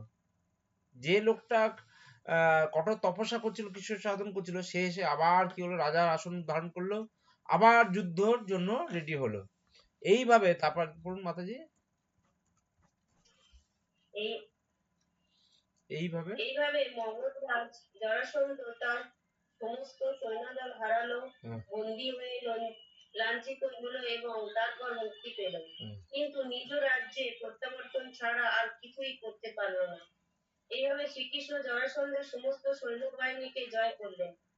তুলনামূলকভাবে শ্রীকৃষ্ণের বাহিনী অতি ক্ষুদ্র হলেও তার সেনাবল একটুও ক্ষয় হয়নি। পক্ষান্তরে জরাসন্ধের সকল সেনানী নিহত হয়েছিল। সেই সময় বিদ্যাধর ও চারণগণ সর্বলোক থেকে আনন্দে পুষ্পবৃষ্টি সহকারে ভগবানের জয়গান করে তার বন্দনা করতে লাগলেন। ভগবানের এই বিজয় উৎসবে তারা আনন্দে উৎফুল্ল হয়ে হয়ে উঠলো। উঠল। জরাসন্ধ নিজ রাজ্যে প্রত্যাবর্তন করলো এবং আসন্ন আক্রমণের বিপদ থেকে মথুরার নাগরিকরা মুক্ত হলো। মথুরাবাসীরা সুন্দর সুন্দর গীতিকার, কবি ও সুত, মগধ আদি গায়কদের এক সম্মিলিত উৎসবের আয়োজন করে ভগবান শ্রীকৃষ্ণের গুণকীর্তন করতে আরম্ভ করলো। যুদ্ধ বিজয়ের পর শ্রীকৃষ্ণ মথুরাপুরীতে প্রবেশ করলে বহু বাদ্য, শঙ্খ ও ধ্বনি এবং ভেরি, তুর্য, বীণা, বংশী ও মৃদঙ্গ আদি বিবিধ বাদ্যযন্ত্রের সম্মিলিত ধ্বনির দ্বারা তাকে এক সুন্দর সম্বর্ধনা জানানো হলো। এই সময় সমস্ত মথুরাপুরী ও পৌর রাজপথ, জনপদ আদি বিভিন্ন মার্গ জল জল সিঞ্চন করে নির্মল করা হয় এবং আনন্দে পুরবাসীরা নিজ নিজ গৃহ ও বিপণী ফুল ও পাতার দ্বারা সুসজ্জিত করে। ব্রাহ্মণরা সর্বত্র পবিত্র মন্ত্র উচ্চারণ করে। জনগণ পথ ও উপপথে প্রবেশদ্বারে ও পথের সঙ্গমে সুদৃশ্য তোরণ নির্মাণ করে। উৎসব মুখর সুসজ্জিত মথুরাপুরীতে শ্রীকৃষ্ণ যখন প্রবেশ করছিলেন, তখন উৎসবকে আরো মঙ্গলময় করে তোলার উদ্দেশ্যে পুরো নারীরা নানা রকম ফুল দিয়ে মালা তৈরি করেছিল। বৈদিক রীতি অনুসরণ করে এই বিজয় উল্লাসকে আরো শুভ, আরো মঙ্গল সূচক করে তোলার জন্য তারা দধি ও পুরুষ ঘাস মিশ্রিত করে সর্বত্র সিঞ্চন করে। তখন জনপদ দিয়ে যাওয়ার সময় পুরো নারীরা গভীর অনুরাগে শ্রীকৃষ্ণকে স্বাগত জানাতে লাগলো। শ্রীকৃষ্ণ ও বলরাম যুদ্ধক্ষেত্র থেকে বহু যত্নে সংগৃহীত নানা উপহার, রত্ন ও অলঙ্কারাদি এনেছিলেন। ওই সবই তারা রাজা উগ্রসেনকে উপঢৌকন দিলেন। সেই সময় যদুবংশের রাজ সিংহাসনে উগ্রসেনই অধিষ্ঠিত ছিলেন। শ্রীকৃষ্ণ তাই এইভাবে তার পিতামহের প্রতি শ্রদ্ধা জানালেন। তা এখানে দেখা যাচ্ছে যে যখন কৃষ্ণ এবং বলরাম জরাসন্ধকে পরাজিত করলেন, জরাসন্ধকে হারিয়ে দিলেন, সবাই মিলে কৃষ্ণ বলরামকে ওয়েলকাম করছে, ওয়ার্ম ওয়েলকাম করছে। হ্যাঁ, এবং যে জিনিসগুলো তারা পেয়েছিলেন এই সময় দাঁড়িয়ে, তারা আবার তখনকার রাজা উগ্রসেন, উগ্রসেন কার বাবা ছিল? কংসের বাবা প্রভু। তাহলে দেখুন ভগবান এখানে বৈরাগ্য প্রমাণিত হচ্ছে। ভগবান কংসকে হত্যা করার পর ভগবান তো নিজে রাজত্ব নিতে পারতেন বা বাসুদেবকে বসাতে পারতেন, কিন্তু ভগবান কি করলেন, উগ্রসেনকে, যেহেতু উগ্রসেন আগে রাজা ছিল, তাকেই কিন্তু আবার বসিয়ে দিলেন মথুরার রাজা। মাতাজি পড়ুন। মগধরাজ হুম, জরাসন্ধ শুধু একবার মাত্রই মথুরাপুরী অবরোধ করেনি, সে একই সংখ্যক সামরিক যুদ্ধ রচনা করে একইভাবে 17 বার এই নগরী আক্রমণ করে এবং প্রতিবারই সে পরাজিত হয়। জরাসন্ধের সকল সেনানী শ্রীকৃষ্ণ কর্তৃক বিধ্বস্ত হয় এবং প্রতিবারই সে একইভাবে বিফল মনোবাদ হয়ে ফিরে চলে যায়। প্রতিবারই যদুবংশের রাজন্যবর্গ দ্বারা সে বন্দী হয় ও লাঞ্ছিত হয়ে মুক্তি লাভ করে এবং প্রতিবারই সে নির্লজ্জভাবে স্বগৃহে ফিরে যায়। তাহলে এইভাবে যে জরাসন্ধ এইভাবে দেখলেন যে জরাসন্ধ যে আক্রমণ করেছে, জরাসন্ধকে কি করলো, লাস্টে ছেড়ে দিল। তো এইভাবে যখন ছেড়ে দিচ্ছে, আবার জরাসন্ধ আবার কিছু লোক রেডি করছে, আবার বন্ধু বান্ধব দের নিয়ে আবার সৈন্যদল রেডি করছে, দিয়ে আবার কৃষ্ণকে আক্রমণ করছে। আবার হেরে যাচ্ছে, সবাইকে মেরে দিচ্ছে কৃষ্ণ বলরাম, আর শুধু জরাসন্ধকে ছেড়ে দিচ্ছে। জরাসন্ধ আবার যাচ্ছে, আবার তাদের লোকেরা বলছে যে না না, তুমি হারোনি, তুমি আবার রাজা, তুমি আবার লোক তৈরি করতে পারো। আবার লোক নিয়ে আসছে, আবার কৃষ্ণ বলরামের কাছে নিয়ে আসছে, কৃষ্ণ বলরাম সবাইকে মেরে ফেলছে, শুধু জরাসন্ধকে ছেড়ে দিচ্ছে। আবার যাচ্ছে, এইভাবে কতবার, 17 বার জরাসন্ধ আক্রমণ করেছিল মথুরা নগরীকে। এখন প্রশ্ন হচ্ছে, যদি জরাসন্ধকে যদি হত্যা করে দিত, তাহলে তো আর এত আক্রমণ হতো না, তাই না? হ্যাঁ হ্যাঁ, তাহলে প্রশ্ন হচ্ছে, কৃষ্ণ বলরাম সবাইকে মেরে দিচ্ছে, জরাসন্ধকে কেন ছেড়ে দিচ্ছিল? কে উত্তরটা দেবে এবার? কিছু তো একটা উদ্দেশ্য আছে প্রভু। হ্যাঁ, সেটাই তো জিজ্ঞেস করছি, বলবার চেষ্টা করো। তো ইয়েদের কুরুক্ষেত্রে যুদ্ধ করবে বলে তখন উদ্ধার হবে জরাসন্ধ। হ্যাঁ, কি বলছেন? কুরুক্ষেত্রের যুদ্ধে তো বোধহয় যুদ্ধ করবে নাকি? সেটা পরের কথা। কুরুক্ষেত্রের না না, যুদ্ধে সেটা পরের কথা না। তখনই উদ্ধার পাবে হয়তো। না না, জরাসন্ধ সেই কুরুক্ষেত্র পর্যন্ত যাবে না, তার আগেই মারা যাবে। সেটাও পরে একটা ঘটনা পরে বলবো। এখন বলছে কৃষ্ণ জরাসন্ধকে ছেড়ে দিচ্ছে কেন? একদম প্রতিজ্ঞা করেছিল জরাসন্ধে মারবে বলে। না, সেটা তো পরে। এইবার দেখুন, তার ওই আসুরিক যে শক্তিগুলো ছিল সেই সমস্ত শক্তিকে নষ্ট করার জন্য। অনেকটা ঠিক বলেছেন। দেখুন, ভগবানের এই জগতে অনেকগুলো আসার উদ্দেশ্য। একটা হচ্ছে এরকম যে, কি উদ্দেশ্য, যে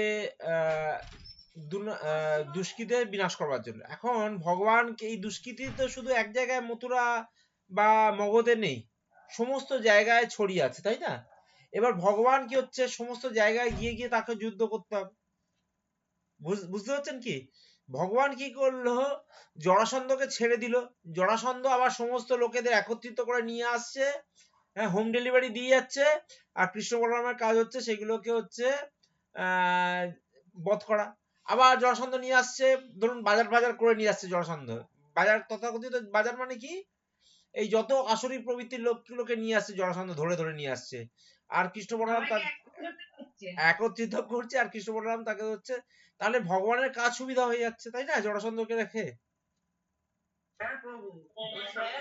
বুঝতে, হ্যাঁ হ্যাঁ, থাকে না, ওই একটা ছেলেকে রেখেছে বাজার করবার জন্য, কৃষ্ণ বলরাম একটা ছেলেকে রেখেছে বাজার করবার জন্য, সে হচ্ছে বাজার করে নিয়ে আসছে আর কৃষ্ণ বলরামকে দিচ্ছে, আর কৃষ্ণ বলরাম হচ্ছে সকাল থেকে হচ্ছে সবজি কেটে যাচ্ছে। রান্না করে খেয়ে নিচ্ছে। হ্যাঁ, ঠিক তথাকথিত উদ্ধার করে দিচ্ছে। ঠিক একই ভাবে হচ্ছে এই বাজার করার লোকটাকে জরাসন্ধ, তাকে নয়তো একবার দুবার হয়, 17 বার সবাইকে মেরে দিচ্ছে, শুধু জরাসন্ধকে বলছে তুমি চলে যাও, হ্যাঁ, ছেড়ে দিচ্ছে, আবার লোককে নিয়ে আসছে, হচ্ছে বাজার করে আনছে, হ্যাঁ, নিয়ে এসছে সমস্ত।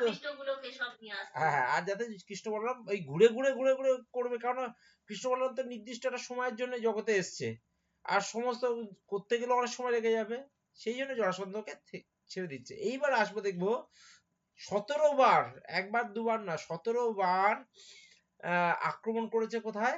এই মথুরা আক্রমণ করেছে। তাহলে চিন্তা করে দেখুন মথুরার অবস্থা কি হবে। আর সেরকম জল ভেসে যাচ্ছে মানে আপনার হচ্ছে রক্তের জল ভেসে যাচ্ছে, মথুরাবাসীরা সারাক্ষণ ধরে হচ্ছে এই আক্রমণের মুখোমুখি হচ্ছে। তখন ভগবান দেখুন এই মথুরাবাসীদের রক্ষা করবার জন্য কি করছে। এইবার হচ্ছে 18তম আক্রমণ, সেটা পড়ুন মাতাজি। এবার অন্য কেউ পড়ুন, অন্য কেউ আসুন, জরাসন্ধ অন্য কেউ পড়ুন তাহলে।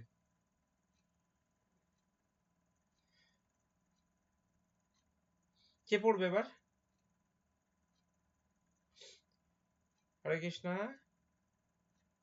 আর কেউ নেই পড়ার? যারা করেছিল তাদের মধ্যে থেকে রিপিট করুন। তবু আমি বলবো, পড়ুন। কোথায়, হ্যাঁ সব গেল কোথায় আজকে সব পড়ার লোকেদের? হ্যাঁ পড়ুন।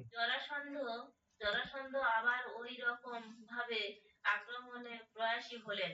মথুরাপুরীর দক্ষিণে কোনো এক অঞ্চলের জগনরাজ যদুবংশের ঐশ্বর্যে আকৃষ্ট হয়ে সেও মথুরা নগরী আক্রমণ করে। কথিত আছে নারদের পরামর্শে কাল জগন নামে জগনরাজ মথুরাপুরী আক্রমণে প্রবৃত্ত হয়। এই কাহিনীটি বিষ্ণু পুরাণে বর্ণিত হয়েছে। এক সময় যদুকুল গুরু গর্গমুনিকে তার ভগ্নিপতি এই উপহাস করেছিলেন। এই উপহাসের কথা শুনে যদুকুলের রাজন্যবর্গ তার প্রতি তাচ্ছিল্য ও হেসেছিলেন।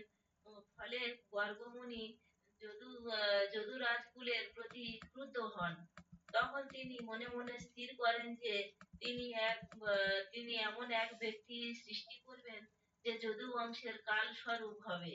এই উদ্দেশ্যে দেবাদিদেব মহাদেবকে সন্তুষ্ট করে তিনি তার কাছে একটি সন্তান লাভের বর প্রাপ্ত হন। এক জগনরাজের স্ত্রীর গর্ভে তিনি কাল জগন নামে এক সন্তান প্রাপ্ত হন। এই জগনরাজ নারদ মুনির কাছে জিজ্ঞাসা করেন, এই জগতের সবচেয়ে পরাক্রান্ত রাজা কারা? নারদ মুনি তাকে জানালেন যে যাদবরাই হচ্ছে সবচেয়ে পরাক্রমশালী। ও জরাসন্ধ 18 বার মথুরাপুরী আক্রমণ করলে এই সময় একই সময় যে কাল জগন ও নারদ মুনির কাছে সংবাদ পেয়ে ওই নগরী আক্রমণ করে। কাল যখন তার যোগ্য প্রতিদ্বন্দ্বী এক বিশ্ব সম্রাটের বিরুদ্ধে যুদ্ধ ঘোষণার বিশেষ আগ্রহী ছিল, অথচ সেই রকম কাউকে পায়নি। কিন্তু নারদ মুনির কাছে মথুরাপুরী সংবাদ পেয়ে সে ওই নগরী আক্রমণ করার বুদ্ধিমত্তার পরিচয় বলে মনে করলো।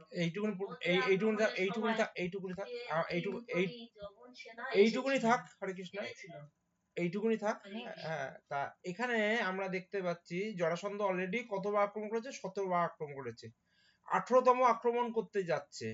হ্যাঁ, এবং সেই সময় দাঁড়িয়ে কালযবন বলে একজন আছে, তিনিও এই জরাসন্ধের সাথে একত্রিত হলেন এবং হচ্ছে কাকে আক্রমণ করছেন? ভগবান শ্রীকৃষ্ণের মথুরাপুরীতে আক্রমণ করছে। এবার এই কালযবনের একটা পাস্ট আছে, অতীত আছে। হ্যাঁ, কালযবনের কে ছিল? এ হচ্ছে দেখা যাচ্ছে যে গর্গমুনি এবং একসময় যদুকুলের যে গুরু আছে, আপনারা জানেন গর্গমুনি যিনি ভগবানের নামকরণও করেছিলেন, গর্গমুনি তার ভগ্নিপতি উপহাস করেছিলেন। ভগ্নিপতি মানে কি? উপহাস করেছিলেন। উপহাসের কথা শুনে যদুকুলের রাজন্যবর্গ তাচ্ছিল্যের স্বরে হেসেছিল। এইটাতে গর্গমুনি একটু হচ্ছে ক্রোধান্বিত হয়েছিল, ক্রুদ্ধ হয়েছিল। তখন তিনি কি করেছিলেন? মহাদেবকে বলেছিলেন যে মহাদেবের থেকে সৃষ্ট হয়েছিল একটা সন্তান, তার নাম হচ্ছে কালযবন। হ্যাঁ, সেই কালযবন হচ্ছে পরবর্তী সময় এত শক্তিশালী হয়েছে, বলছে যে আমি তো সাধারণ ব্যক্তির সাথে লড়াই করব না, আমি তার সাথেই লড়াই করব যে কিনা এই জগতে সবচেয়ে বেশি পরাক্রম যার। তখন তাহলে কে পরাক্রম? যখন নারদ মুনিকে জিজ্ঞেস করেন, নারদ মুনি বললো এই জগতে সবচেয়ে বড় পরাক্রম তো কৃষ্ণ এবং বলরাম। যদি তুমি লড়াই করতে চাও তাহলে তার সাথে লড়াই করো। তো এইভাবে কালযবনও ঠিক করলো কৃষ্ণ এবং বলরামের সাথে লড়াই করবে। এদিকে জরাসন্ধ তার নিজস্ব সৈন্য নিয়ে চলে এলেন। মাতাজি তারপর বলুন।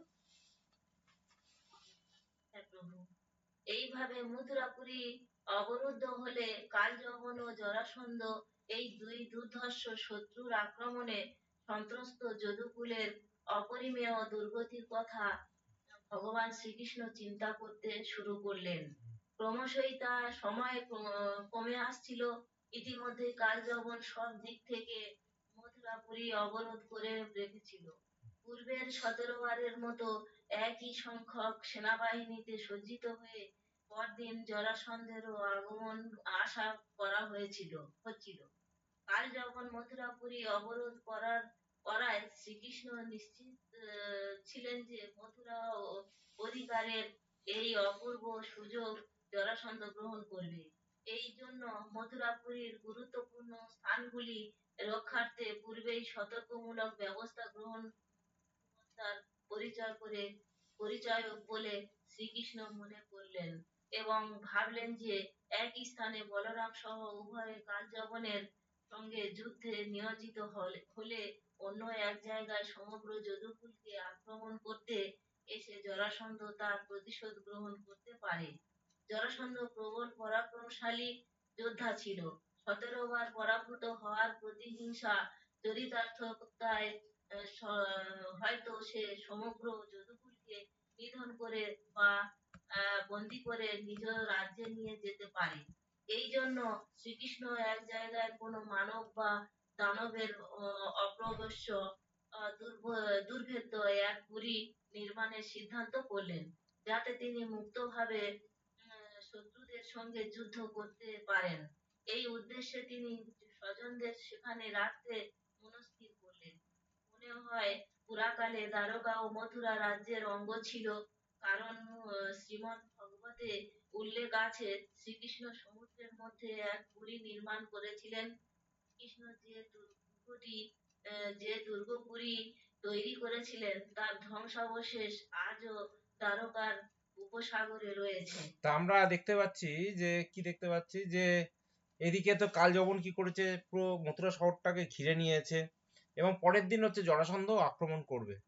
তা ভগবানের তো কোনো অসুবিধা নেই, ভগবানের কোনো চিন্তা নেই। বলছে ভগবানের চিন্তা হচ্ছে মথুরাবাসীদের প্রতিনিয়ত কি হচ্ছে, আক্রমণ চলছে, প্রতিনিয়ত আক্রমণ করছে। যেমন বাড়ির লোকেদের ধরুন অনেক সময় হয় যে নিজের উপর হলো ঠিক আছে, বাড়ির লোকেদের যদি কোনো আক্রমণ হয় তখন খুব খারাপ লাগে। তখন সে ঠিক করলো যে মথুরাবাসীদের একটা নিরাপদ আশ্রয় রাখবে।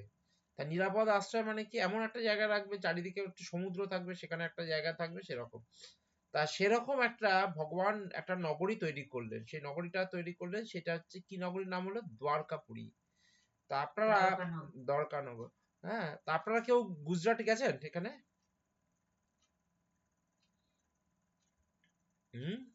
দ্বারকা, কোন জায়গা প্রভু? জায়গাটার নাম কি? গুজরাট, গুজরাটে দ্বারকা গেছেন কি? না প্রভু, ভগবানের যে 4টে ধরুন এখানে আছে কলিযুগে, ভগবানের যে একটা জায়গায় ভগবান নিদ্রায় যায়, একটা জায়গায় ভগবান খাবার খায়, একটা জায়গায় শয়ন করে, একটা জায়গায় হচ্ছে তিনি শাসন করেন। ঠিক তার 4 ধামের মধ্যে এক ধাম হচ্ছে কিন্তু দ্বারকা ধাম। হ্যাঁ, দ্বারকাধীশ বলা হয় ভগবানকে সেখানে। তা সেই জায়গাটা হচ্ছে আমি আপনাদের পরে দেখাবো ছবি। হ্যাঁ, সেই দ্বারকা আমরা গেছিলাম। হ্যাঁ, সেটা হচ্ছে কি গুজরাটের একটা প্রদেশ। হ্যাঁ, এবং সেখানে হচ্ছে ভগবান কি করলেন, একটা প্রাসাদ বানালেন, একদম চারিদিকে সমুদ্র আছে সামনে, যাতে অন্যান্য যারা আছে তারা যাতে আক্রমণ না করে। এবং এই যে নগরী, এই নগরীকে বানানোর দায়িত্ব দিলেন স্বয়ং বিশ্বকর্মাকে।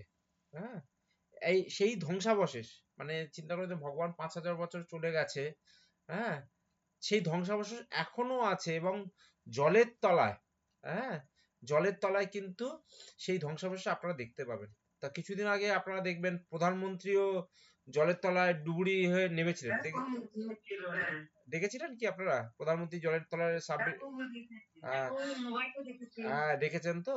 তা ওইটা কিন্তু সেই জায়গাগুলো এখনো আছে। অনেকে ভাবে যে তাহলে কৃষ্ণ কাল্পনিক চরিত্র, কৃষ্ণ বলে কেউ ছিল না, কিন্তু এইগুলো হচ্ছে কাল্পনিক না, এগুলো হচ্ছে বাস্তব। হ্যাঁ, সেইগুলো নিদর্শন কিন্তু এখনো আমরা দেখতে পাচ্ছি। হ্যাঁ, আমরা যদি পরের দিন সম্ভব, আজকে সময় হবে না, আমি পারলে আপনাদের পরের দিন এই দ্বারকাপুরীর ভেতরে যেটা ছিল যেমন ছিল, আমরা পারলে যদি পারবো আপনাদের দেখানোর চেষ্টা করবো। হ্যাঁ মাতাজি পড়ুন। সর্বপ্রথমে তিনি সমুদ্রের মধ্যে 96 বর্গ মাইল ব্যাপী এক দুর্ভেদ্য প্রাচীর নির্মাণ করেন। হুম। এই আশ্চর্য প্রাচীরের নকশা ও নির্মাণকর্তা ছিলেন বিশ্বকর্মা। বিশ্বকর্মা ছাড়া একজন সাধারণ শিল্পীর পক্ষে সমুদ্রগর্ভে এইরকম পুরী নির্মাণ করা সম্ভব নয়।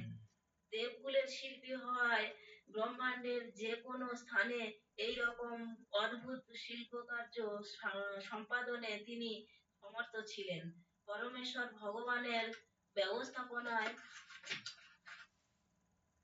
অন্তরিক্ষে যদি অসংখ্য গ্রহমণ্ডলী ভাসমান থাকতে পারে, তাহলে সমুদ্রগর্ভে 96 বর্গ মাইল এক শিল্পকলাময় পুরী নির্মাণ করা তেমন কোনো আশ্চর্য ব্যাপার নয়। পুরী মানে হচ্ছে যেখানে হচ্ছে দেখুন, পুরী মানে যেখানে থাকবার জায়গা, সেই জায়গাটাকে বলা হয় পুরী।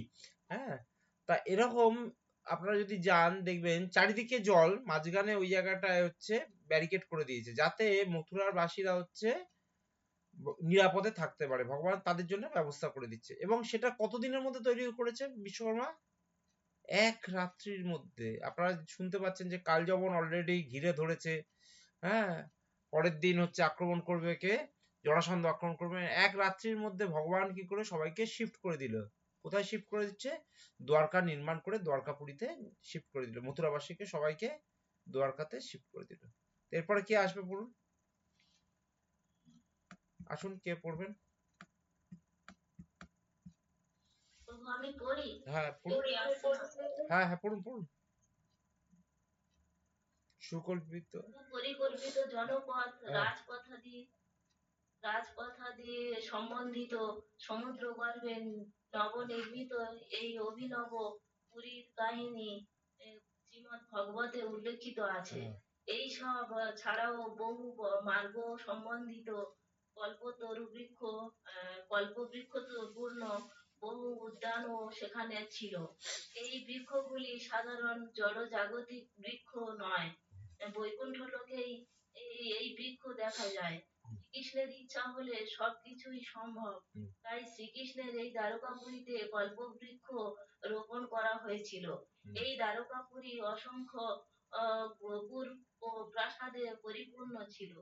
মঙ্গল সূচক স্বর্ণ কলস সহ নৈপুণ্যে রচিত এই তোরণদ্বার বা গোপুরগুলি আজও কোনো কোনো বৃহৎ মন্দিরে দেখা যায়। এই সব প্রাসাদ ও গোপুরের উপরে মঙ্গল সূচক স্বর্ণ কলস স্থাপিত হয়। তাহলে এখানে শুধু ভগবান শুধু ওই বিশ্বকর্মাকে বললো একটা নগরী না, শুধু চারিদিকে দেওয়াল নয়, সেখানে যাতে সমস্ত ফেসিলিটি গুলো থাকে এবং বৈকুণ্ঠের মতন যদি সমস্ত থাকে, এবং সেখানে বৃক্ষ স্থাপন থেকে শুরু করে এক রাত্রির মধ্যে সমস্তটা কে করলেন? বিশ্বকর্মা ব্যবস্থা করে দিলেন এবং খুব সুন্দর একটা নগরী তৈরি করে দিলেন রাতারাতি। তারপর বলুন। এখানে অধিকাংশ প্রাসাদই ছিল গগনস্পর্শী। প্রতি গৃহের গর্ভকক্ষে বৃহৎ স্বর্ণ রৌপ্য পাত্রে বিপুল পরিমাণে শস্য সঞ্চয় করে রাখা হতো। তাদের গৃহে বহু স্বর্ণ কলস থাকতো। তাদের শয়নকক্ষ ছিল মণিরত্নময় এবং কক্ষ প্রাঙ্গণ ছিল মকরতমণি সম্বন্ধীয় মর্মরে রচিত। দ্বারকাপুরীর প্রতি গৃহে যদুকুলারাধ্য বিগ্রহ প্রতিষ্ঠিত ছিল। সেখানে আবাসিক এলাকা এমন ভাবে বিভক্ত ছিল যে ব্রাহ্মণ, ক্ষত্রিয়, বৈশ্য, শূদ্র বিভিন্ন বর্ণের লোকের বসবাসের নিজ নিজ এলাকা ছিল। এই ব্যবস্থা থেকে অনুমিত হয় যে তখনও বর্ণাশ্রম প্রথার প্রচলন ছিল। দ্বারকাপুরীর কেন্দ্রস্থলে মহারাজ উগ্রসেনের বসবাসের জন্য বিশেষভাবে নির্মিত একটি আবাসিক অঞ্চল ছিল। সকল গৃহের মধ্যে একটি ছিল দ্বারকাপুরীর সবচেয়ে বর্ণাঢ্য প্রাসাদ। তাহলে এখানে দেখতে পাচ্ছি যে দ্বারকাতে যখন তৈরি করলেন সমস্ত কিছু, মানে এক রাত্রির মধ্যে সমস্ত ফেসিলিটি জাগলেন। শুধু বাড়ি বানালো না, সেখানে শস্য থেকে শুরু করে সমস্ত কিছু ভগবান কিন্তু এক রাত্রির মধ্যে, ভগবান বলি সম্ভব, হ্যাঁ, যে ফেসিলিটি করে দিলেন, এবং হচ্ছে উগ্রসেনের জন্য আলাদা প্রাসাদ ব্যবস্থা করে রাখলেন। তারপর মাতাজি বলুন। দেবতারা যখন দেখলেন শ্রীকৃষ্ণ তার মনের মতো এক বিশেষ পুরী নির্মাণ করছেন, তখন তারা সেই নতুন দ্বারকাপুরীতে স্বর্গলোকের বিখ্যাত পারিজাত ফুলের গাছ রোপণ করতে পাঠালেন, এবং সেই সঙ্গে সুধর্মা নামে এক রাজসভা গৃহ তারা সেখানে পাঠালেন। এই রাজসভা কক্ষের এক বিশেষ গুণ ছিল এই যে এই সভার যোগদানকারীকে জরা বার্ধক্য স্পর্শ করতে পারবে না। তখন বরুণ দেবও মনের গতিবেগ সম্পন্ন কৃষ্ণবর্ণ কর্ণ বিশিষ্ট ও এক শ্বেত অশ্ব উপহার দেন। দেখুন এখানে স্বর্গলোকে দেখুন কি হচ্ছে, যে সবাই দেখুন নতুন একটা জায়গা তৈরি হচ্ছে, যেমন নতুন কারোর যদি বাড়ি তৈরি হয়, গৃহপ্রবেশ হয়, কিছু কিছু আমরা গিফট নিয়ে যাই। তা স্বর্গের দেবতারা কি করলেন, যে স্বর্গে একটা ফুল গাছ আছে, পারিজাত ফুল গাছ, হ্যাঁ হ্যাঁ, সেই গাছটাকে ওরা বললেন যে তাহলে এই স্বর্গের গাছটাকে এই দ্বারকাতে পাঠানো হোক। শুধু তাই না, এবার ওখানকার একটা রাজকক্ষ বিশিষ্ট একটা পাঠানো হলো, মানে এমন একটা রাজকক্ষ যেখানে যারা যাবে তাদের কেউ হচ্ছে জরা বার্ধক্য আসবে না, মানে শরীর খারাপ হবে না, বয়স হবে না, এরকম একটা পাত্র। বরুণ দেব হচ্ছে কি একটা কৃষ্ণবর্ণ শ্বেত অশ্ব উপহার, কৃষ্ণ কর্ণ বর্ণকর্ণ মানে কালো কানআলা আপনার হচ্ছে শ্বেত অশ্ব মানে সাদা ঘোড়া উপহার দিলেন। সবাই কিছু না কিছু। এখানে পারিজাত ফুলের গাছ আপনারা কেউ দেখেছেন? পারিজাত ফুল, শিউলি ফুলকে পারিজাত ফুল বলে। শিউলি ফুল আপনি বলেছিলেন, শিউলি। শিউলি ফুল। তাহলে এই যে আমরা যে শিউলি ফুল এত সহজে দেখতে পাই, তাহলে শিউলি ফুল এসছে কোথা থেকে? এই স্বর্গ থেকে, স্বর্গের গাছ। স্বর্গ থেকে। হ্যাঁ, তা আপনাদের কারো শিউলি ফুলের গাছ আছে নাকি? এখন তো আছে, আমার আছে। তাহলে আপনার বাড়ি হচ্ছে স্বর্গের সমান, তাই না? হ্যাঁ প্রভু, ঠিক আছে। আপনার আশীর্বাদে। না না, ভগবানের আশীর্বাদ। হ্যাঁ বলুন। স্বর্গলোকের ধনরক্ষক কুবের যৌগিক ঐশ্বর্য অষ্টসিদ্ধি লাভের কলা উপঢৌকন দেন। এইভাবে দেবতারা নিজ নিজ সামর্থ্য অনুযায়ী বিভিন্ন উপহার দিতে শুরু করেন। ব্রহ্মাণ্ডে ৩৩ কোটি দেবতা আছেন, এবং ব্রহ্মাণ্ড পরিচালনায় তাদের প্রত্যেকের উপর বিশেষ বিশেষ দায়িত্ব অর্পিত আছে। পরমেশ্বর ভগবানকে নিজ নিজ উপঢৌকন দেওয়ার উদ্দেশ্যে ভগবানের পছন্দ মতো এই পুরী নির্মাণ কার্যে সকল দেবতা সুযোগ গ্রহণ করেছিলেন। এই কাহিনী থেকে প্রমাণিত হয় যে নিঃসন্দেহে অসংখ্য দেবতা আছেন, কিন্তু তারা কেউ শ্রীকৃষ্ণ থেকে স্বতন্ত্র নন। তাই শ্রী চৈতন্য চরিতামৃতে উল্লেখ আছে, একেলা ঈশ্বর কৃষ্ণ আর সব বৃত্ত। এই জন্য শ্রীকৃষ্ণ যখন ব্যক্তিগতভাবে এই ব্রহ্মাণ্ডে বিরাজ করছিলেন, তখন তার অনুগত সকল সেবকেরা তার সেবা করবার এই সুযোগ গ্রহণ করেছিল। সকলেরই এই আদর্শ গ্রহণীয়, বিশেষভাবে যারা কৃষ্ণ ভাবনা অনুশীলনকারী। নিজ নিজ যোগ্যতা অনুযায়ী তাদের উচিত কৃষ্ণ সেবা করা। পরিকল্পনা অনুযায়ী নতুন দ্বারকাপুরী সম্পূর্ণভাবে নির্মিত হলে সকল মথুরাবাসীদের সেখানে প্রেরণ করে শ্রীকৃষ্ণ শ্রী বলরামকে পৌরপতির দায়িত্বভার অর্পণ করলেন। ইতিমধ্যেই কালযাপন বিনা অস্ত্রে মথুরা নগরী বলপূর্বক অধিকার করে নিয়েছিল।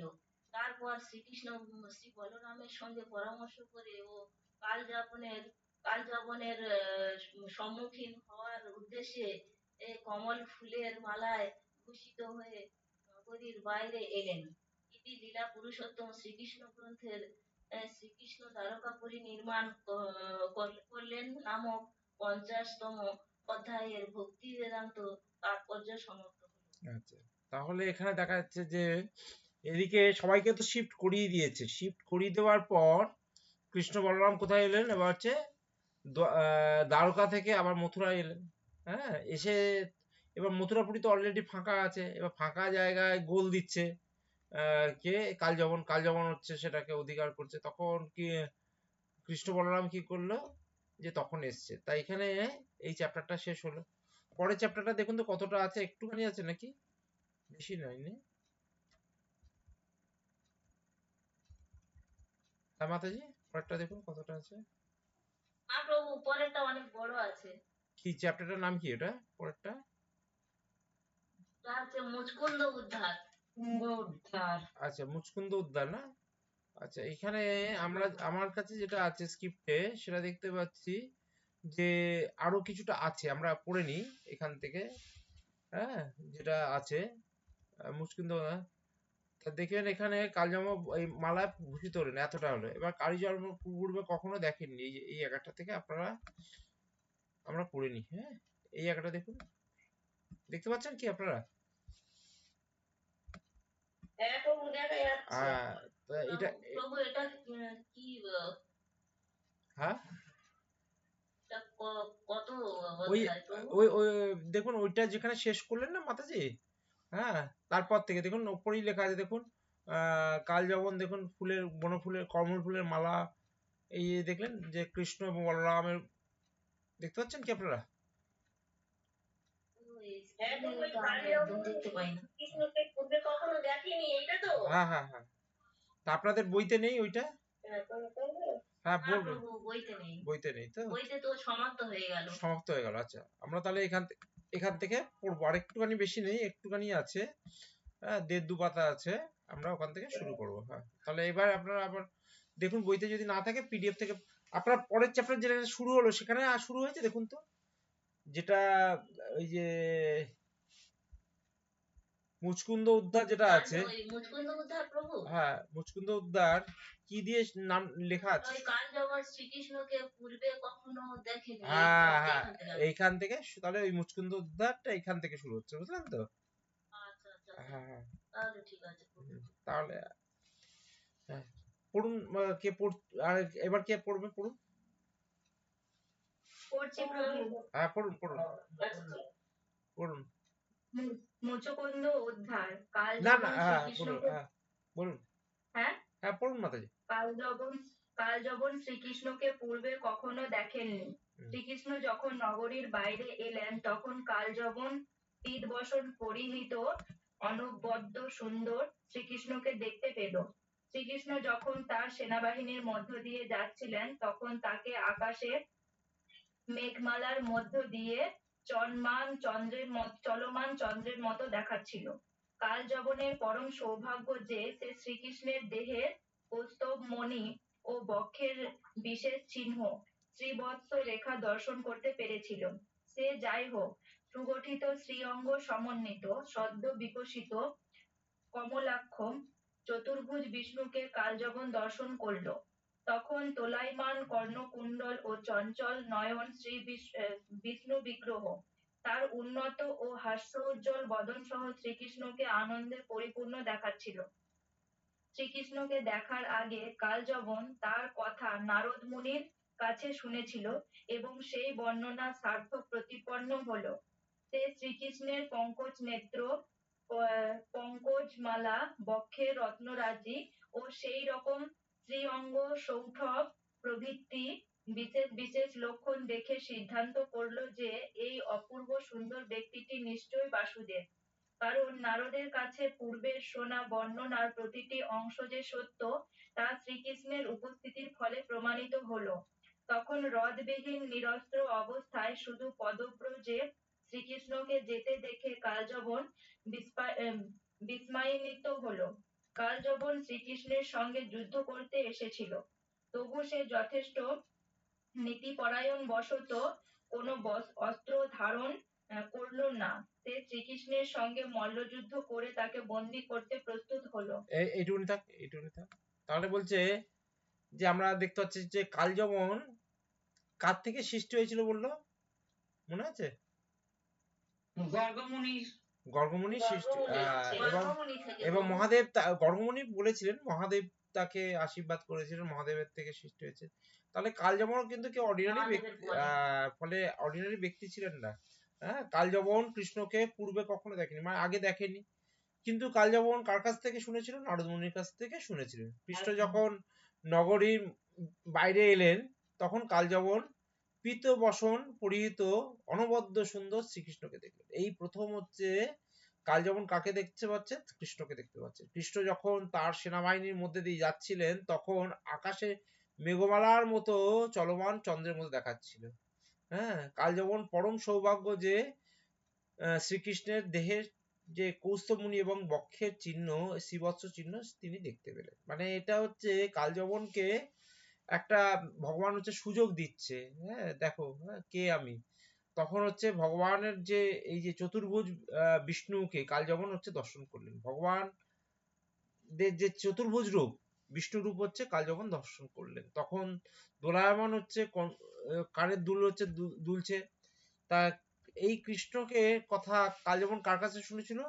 নারদ মুনির কাছ থেকে শুনেছিল। এবং হচ্ছে কালযাপন যখন যুদ্ধ করতে এসেছিল তখন হ্যাঁ যুদ্ধের যে নীতি পরায়ণের অস্ত্র ধারণ করেনি, কারণ ভগবান কোনো অস্ত্র ধারণ করেনি বলে তখন সেও কোনো অস্ত্র ধারণ করেনি। সে কৃষ্ণের সাথে মল্ল যুদ্ধ করতে তাকে বন্দি করতে প্রস্তুত হলো, মানে হাতে দিয়ে লড়াই করবে, মানে কুস্তি করবে, রেসলিং করে যাতে তাকে বন্দি করবার জন্য রেডি হলো। তারপর মাতাজি বলুন। শ্রীকৃষ্ণ কালযবনের দিকে দৃষ্টিপাত না করে অগ্রসর হলেন, হ্যাঁ। আর তাকে বন্দী করবার উদ্দেশ্যে কালযবন তার পিছনে চলল। হ্যাঁ। দ্রুত ধাবিত হওয়া সত্ত্বেও সে শ্রীকৃষ্ণকে ধরতে পারছিল না। যোগীরা মনের গতিবেগে ধাবিত হয়েও শ্রীকৃষ্ণকে ধরতে পারেন না। একমাত্র ভগবত ভজনের মাধ্যমে তাকে পাওয়া যায়। আর কালযবন কখনো ভগবত সেবা অনুশীলন না করে শ্রীকৃষ্ণকে ধরতে চাইল, কিন্তু নিষ্ফল হয়ে সে তাকে অনুসরণ করে চলল। হ্যাঁ, এইবার হচ্ছে একটা মজার গল্পটা হবে, দেখবেন। কালযবন ভগবানকে ধরবার চেষ্টা করছে। হ্যাঁ, কালযবন ভগবানকে ধরবার চেষ্টা করছে, দেখুন। এবং ভগবানকে ধরবার চেষ্টা করছে, ভগবান সামনে সামনে হাঁটছে। ও ঠিক করে যে ভগবানকে ধরবে আর বন্দি করবে। ভগবানকে আর ধরতে পারছে না। আর ভগবান এত ভাবে এগিয়ে যাচ্ছে, কালযবন তার পেছনে পেছনে কি করছে? দৌড়চ্ছে। হ্যাঁ, কারণ কি এখানে দেখা যাচ্ছে যে অনেক যোগীরাও পর্যন্ত চেষ্টা কারণ কালযবন কোনো ভগবানের ভক্তি করেনি, ভগবানকে ধরবে কি করে? চিন্তা করুন, মা যশোদা কিন্তু ভগবানকে ধরে ফেলেছিলেন না? হ্যাঁ, দামোদর লীলাতে দেখুন, মা যশোদা ভগবানকে ধরেছিলেন, কিন্তু যোগীরা ভগবানকে ধরতে পারছে না। হ্যাঁ, কারণ কি ভগবানও সেখানে হচ্ছে কৃপা করেছিল। এবার কালযবন হচ্ছে দৌড়চ্ছে, কালযবন দৌড়চ্ছে ভগবানকে ধরবার জন্য, ভগবানকে ধরলেই বন্দি করব। আর ভগবান এত স্পিডে যাচ্ছে যে ভগবানকে সে ধরতে পারছে। খুব মজার ঘটনা শুনতে পাবেন। মুচকুন্দে যে গুহাতে, আপনারা যদি আমাদের সৌভাগ্য হয়েছিল এই মুচকুন্দ গুহাতে যাওয়া, এবং সেটা হচ্ছে আপনার দ্বারকাতে। হ্যাঁ, দ্বারকা যখন আমরা ট্যুর করেছিলাম গুজরাটে, সেখানে হচ্ছে মুচকুন্দ গুহাও আছে, এখনো আছে। মাতাজি পড়ুন তারপর।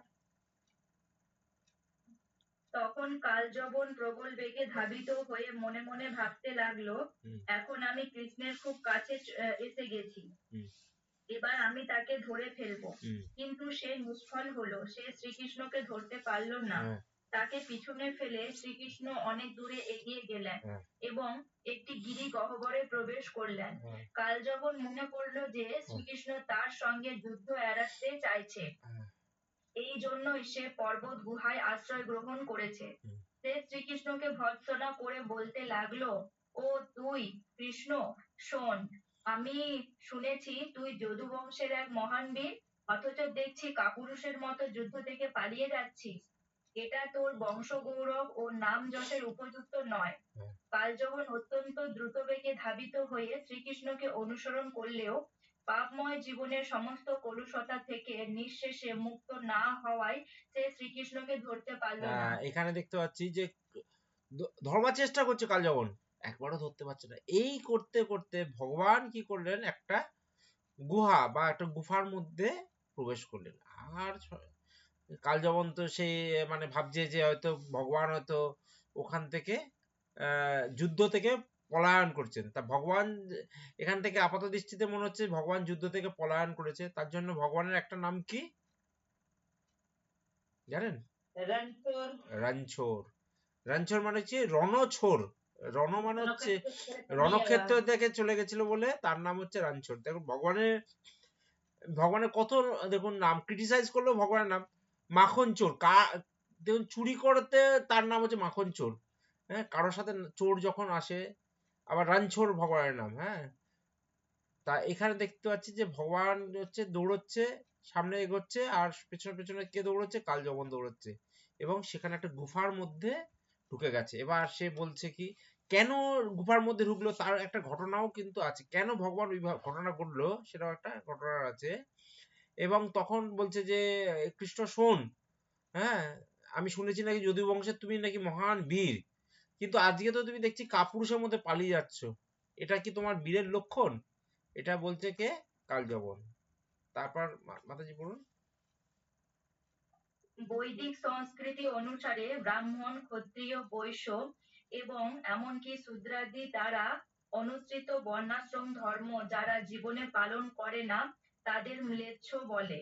বৈদিক সমাজ ব্যবস্থা এমনভাবে পরিকল্পিত যে শূদ্র রূপে গণ্য ব্যক্তি উপনয়ন সংস্কার পন্থায় ক্রমশ ব্রাহ্মণত্ব পদে উন্নীত হতে সক্ষম। বৈদিক ভাষ্য হচ্ছে এই যে কেউ নিতান্তই জন্মগতভাবে ব্রাহ্মণ বা ম্লেচ্ছ হয় না, জন্মগতভাবে সকলেই শূদ্র রূপে বিবেচ্য। সংস্কার পন্থার মাধ্যমে পারমার্থিক উন্নতি দ্বারা ব্রাহ্মণ গুণ সম্পন্ন জীবনে নিজেকে উন্নীত করতে হয়। এই কাজে অসমর্থ অধপতিত হলে তখন তাকে ম্লেচ্ছ বলে। ও যবন শ্রেণীভুক্ত ছিল, সে পাপ কর্ম বলুন বলুন। সে পাপ কর্ম দ্বারা কলুষিত হয়েছিল, তাই সে শ্রীকৃষ্ণের কাছে উপস্থিত হতে পারল না। এবার এইটুকুনি থাক। দেখুন এখানে কয়েকটা নীতিগত কথা বলা হচ্ছে।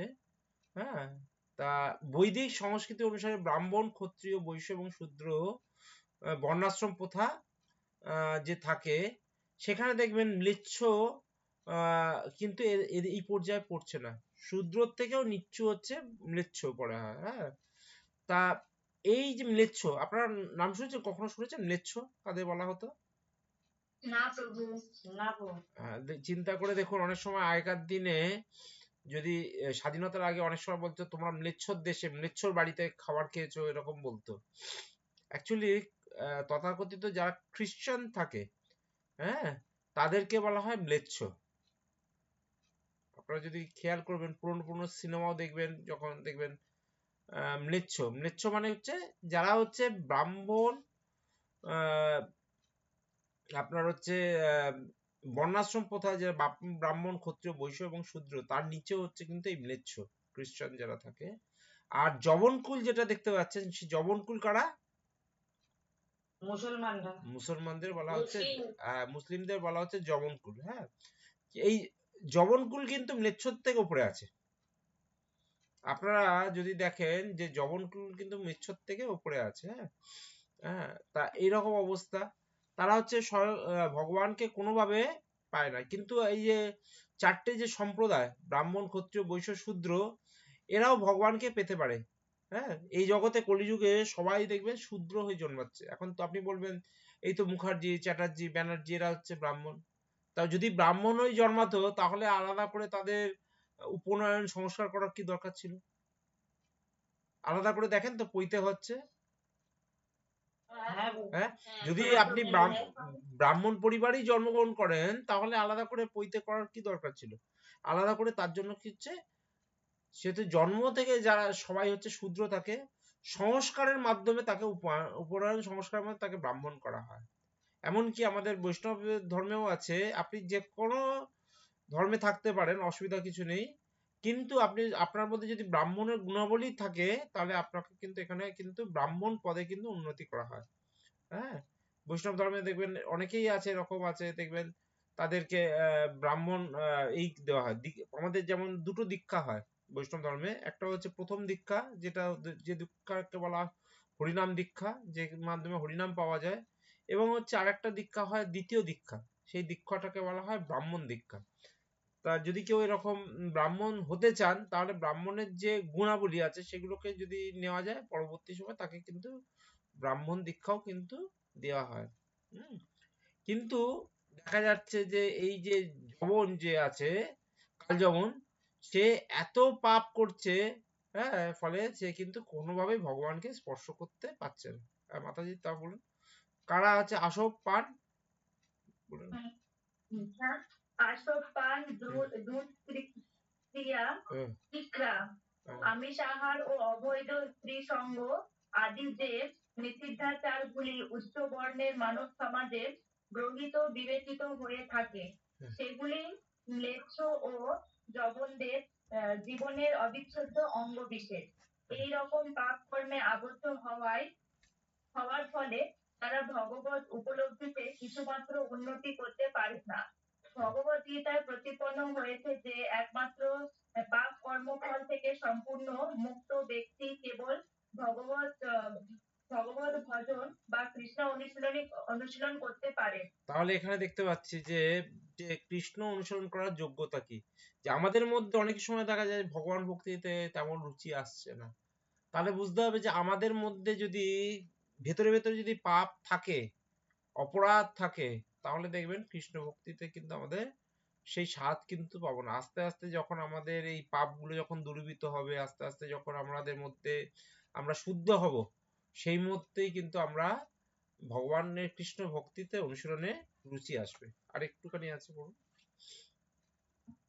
শ্রীকৃষ্ণ যখন পর্বত গুহায় প্রবেশ করলেন, হুম, তখন নানা রকম কর্কশ ভাষায় তিরস্কার করে কালযবনও তাকে অনুসরণ করল। হুম, হঠাৎ শ্রীকৃষ্ণ কালযবনের দৃষ্টিপথ থেকে অন্তর্হিত হয়ে গেলেন। হুম, কালযবন তবু তাকে অনুসরণ করে পর্বত গুহায় প্রবেশ করলো। হুম, প্রথমেই সে গুহার ভিতরে এক ঘুমন্ত ব্যক্তিকে শুয়ে থাকতে দেখতে পেল।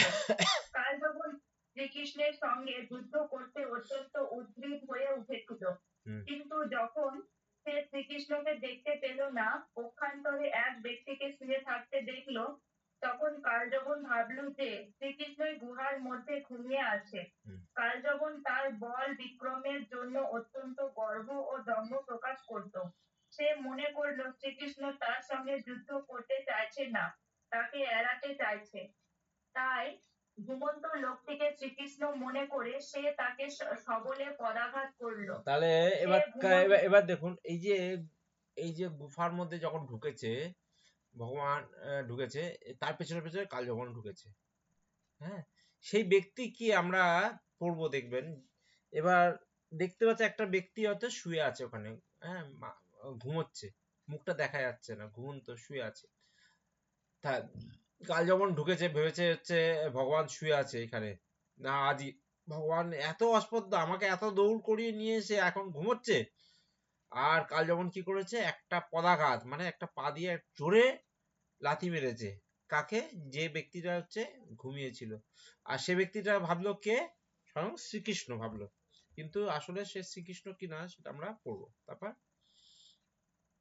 সেই ঘুমন্ত লোকটি সুদীর্ঘকাল ধরে এই গিরিগহ্বরে শুয়েছিল, হুম, কিন্তু কালযবনের পদাঘাতে জাগ্রত হয়ে সে অচিরেই চোখ খুলল হুম, এবং নিজের চারিদিকে নিরীক্ষণ করতে শুরু করলো। হুম, পরিশেষে তার কাছেই দণ্ডায়মান কালযবনকে সে দেখতে পেল। হ্যাঁ। যেহেতু অসময়ে তার নিদ্রা ভঙ্গ হলো, ক্রুদ্ধ হয়ে যখন সে কালযবনের দিকে অগ্নিদৃষ্টি নিক্ষেপ করলো, তখন তার চোখ থেকে আগুন বেরোতে লাগলো এবং তার ফলে মুহূর্তেই তার কোপানলে কালযবন ভস্মীভূত হলো। কালযবন দাঁড়া, এইটুকুনি থাক, এইটুকুনি থাক, কালযবনের এইটুকুনি থাক। আমি 10টার সময় দেখা করছি, হ্যাঁ, একটা ক্লাস চলছে আমার। হ্যাঁ, ক্লাস চলছে। হ্যাঁ, তাহলে এখানে দেখা যাচ্ছে কি, দেখা যাচ্ছে যে কাল যেমন হচ্ছে ঢুকেছে, একজনকে লাথি মেরেছে, এবং সে ব্যক্তি কৃষ্ণ নয়, সে দেখছে অন্য একজন, এবং সেই ব্যক্তি কি করছে, দীর্ঘদিন ধরে সে হচ্ছে ঘুমিয়েছিল। সেই ব্যক্তিটা হচ্ছে আমরা পরের দিন পড়বো সেটা, যে সেই ঘুমন্ত ব্যক্তি দীর্ঘদিন কি হচ্ছে ওই গিরি গুহার মধ্যে ঘুমিয়েছিল, কিন্তু কালযবনের পদাঘাতে সে হচ্ছে জেগে উঠলো এবং সে হচ্ছে কালযবনের দিকে দেখলো। হ্যাঁ, অসময় তার নিদ্রা ভঙ্গ হয়, ক্ষুব্ধ হয়ে কালযবনের দিকে অগ্নিদৃষ্টি নিক্ষেপ করলো এবং তার চোখ থেকে আগুন বেরোতে থাকলো এবং তার ফলে হচ্ছে কোপানলে কালযবন হচ্ছে ভস্মীভূত হলো। তাহলে এই যে কালযবনকে যে হত্যা, সে কে করলো? ভগবান শ্রীকৃষ্ণ করলেন কি?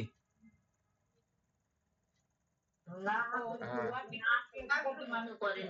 শ্রীকৃষ্ণ করলেন। এক সেকেন্ড ওয়েট করুন, এক সেকেন্ড। কিছু বলবে? আমি বলছি একটু বাদে 10টা। তাহলে ভগবান হত্যা করলেন না, অন্য একজন হত্যা করলেন। সেটা হচ্ছে কি, সেই যে ব্যক্তি যে দীর্ঘদিন ধরে শুয়েছিল। তা আমরা পরের দিন এই যে সেই ব্যক্তিটা যেটা আছে সেটা হচ্ছে মুচকুন্দ উদ্ধার, এটা আমরা পরের দিন পড়বো। হ্যাঁ, যে সেই ব্যক্তি কে ছিলেন, কেন দীর্ঘদিন ধরে শুয়েছিলেন, এবং তার এত পাওয়ার, হ্যাঁ, যে তার যে চোখের রশ্মি থেকে কালযবন হচ্ছে ভস্মীভূত হয়ে গেল। তাই এটা যদি জানতে হয় আমাদের আবার কবে ক্লাস আছে? শনিবার দিন আছে। হ্যাঁ, তা এই যে আমরা আমরা গেছিলাম এখানে, হ্যাঁ, যে মুচকুন্দ গুফা, হ্যাঁ, সেই মুচকুন্দ গুফা তো যাওয়া হয়েছিল। এই দ্বারকা ট্যুরে যদি যান কেউ, এই মুচকুন্দ গুফা আপনারা দেখতে পাবেন। হ্যাঁ, এই মুচকুন্দ গুফা থেকে সামান্য দূরেই হচ্ছে নরসিংহ মেহতার বাড়িও আছে। হ্যাঁ, নরসিংহ মেহতা একজন খুব বড় লেখক আছে, ওই যে লিখেছে না, ওই যে वैष्णव जन तो तेरे कहिए जे पीर पराई, জানেন, শুনেছেন গানটা? হ্যাঁ প্রভু শুনেছি। এই নরসিংহ মেহতার বাড়িও কিন্তু আছে এইখানে আপনার। এই মুচকুন্দ গুফা থেকে একটা অটো নিতে হয়, সামনেই আছে। আপনারা এই নরসিংহ মেহতার গল্প আমরা পরের দিন বলবো। এত সুন্দর সুন্দর গল্প নরসিংহ মেহতার, দেখবেন যে ভগবানের ভক্তি করলে নরসিংহ মেহতা কোন জায়গায় পৌঁছে। আমরা আপনাদের নরসিংহ মেহতার একবার গল্প বলেওছিলাম, যে নরসিংহ মেহতা স্বয়ং মহাদেবের ভক্ত ছিলেন, শুয়েছেন তার বাড়ি থেকে।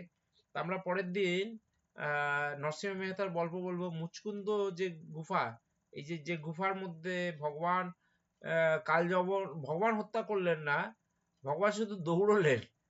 আর কালযবন হচ্ছে এই যে ব্যক্তি যিনি দীর্ঘদিন ধরে শুয়েছিলেন, তার কে পদাঘাত করার জন্য তার রোষানলে তার হচ্ছে মৃত্যু হলো। তাই এটা আপনারা জানুন। পরের দিন আমরা, পরের চ্যাপ্টারটার নাম কি হচ্ছে মুচকুন্দ উদ্ধার। আমরা, হ্যাঁ, আপনারা অলরেডি মুচকুন্দ উদ্ধারটাই পড়ছেন, তাই তো নাকি? হ্যাঁ প্রভু, হ্যাঁ, ওটাই তো হচ্ছে। ওটাই পড়ছি। হ্যাঁ, তা মুচকুন্দ উদ্ধার আমরা সেটা পড়বো, এবং এই মুচকুন্দ উদ্ধার, এটাই হচ্ছে। এই মুচকুন্দ উদ্ধারটাই পড়বো। হ্যাঁ, এটা পরের দিন আমরা এই চ্যাপ্টারটা কমপ্লিট করব, যে মুচকুন্দ কে ছিল। এবং তারপরে চ্যাপ্টারটা দেখবেন রণছোড়। হ্যাঁ, তারপরে হচ্ছে রণছোড় কৃষ্ণ। হ্যাঁ, রণছোড় আজ মুচকুন্দ মুচকুন্দ উদ্ধারটা করার পর,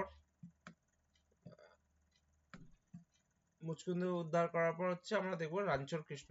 তারপরে চ্যাপ্টারটা রণছোড় কৃষ্ণ আছে না আপনাদের? দেখুন তো,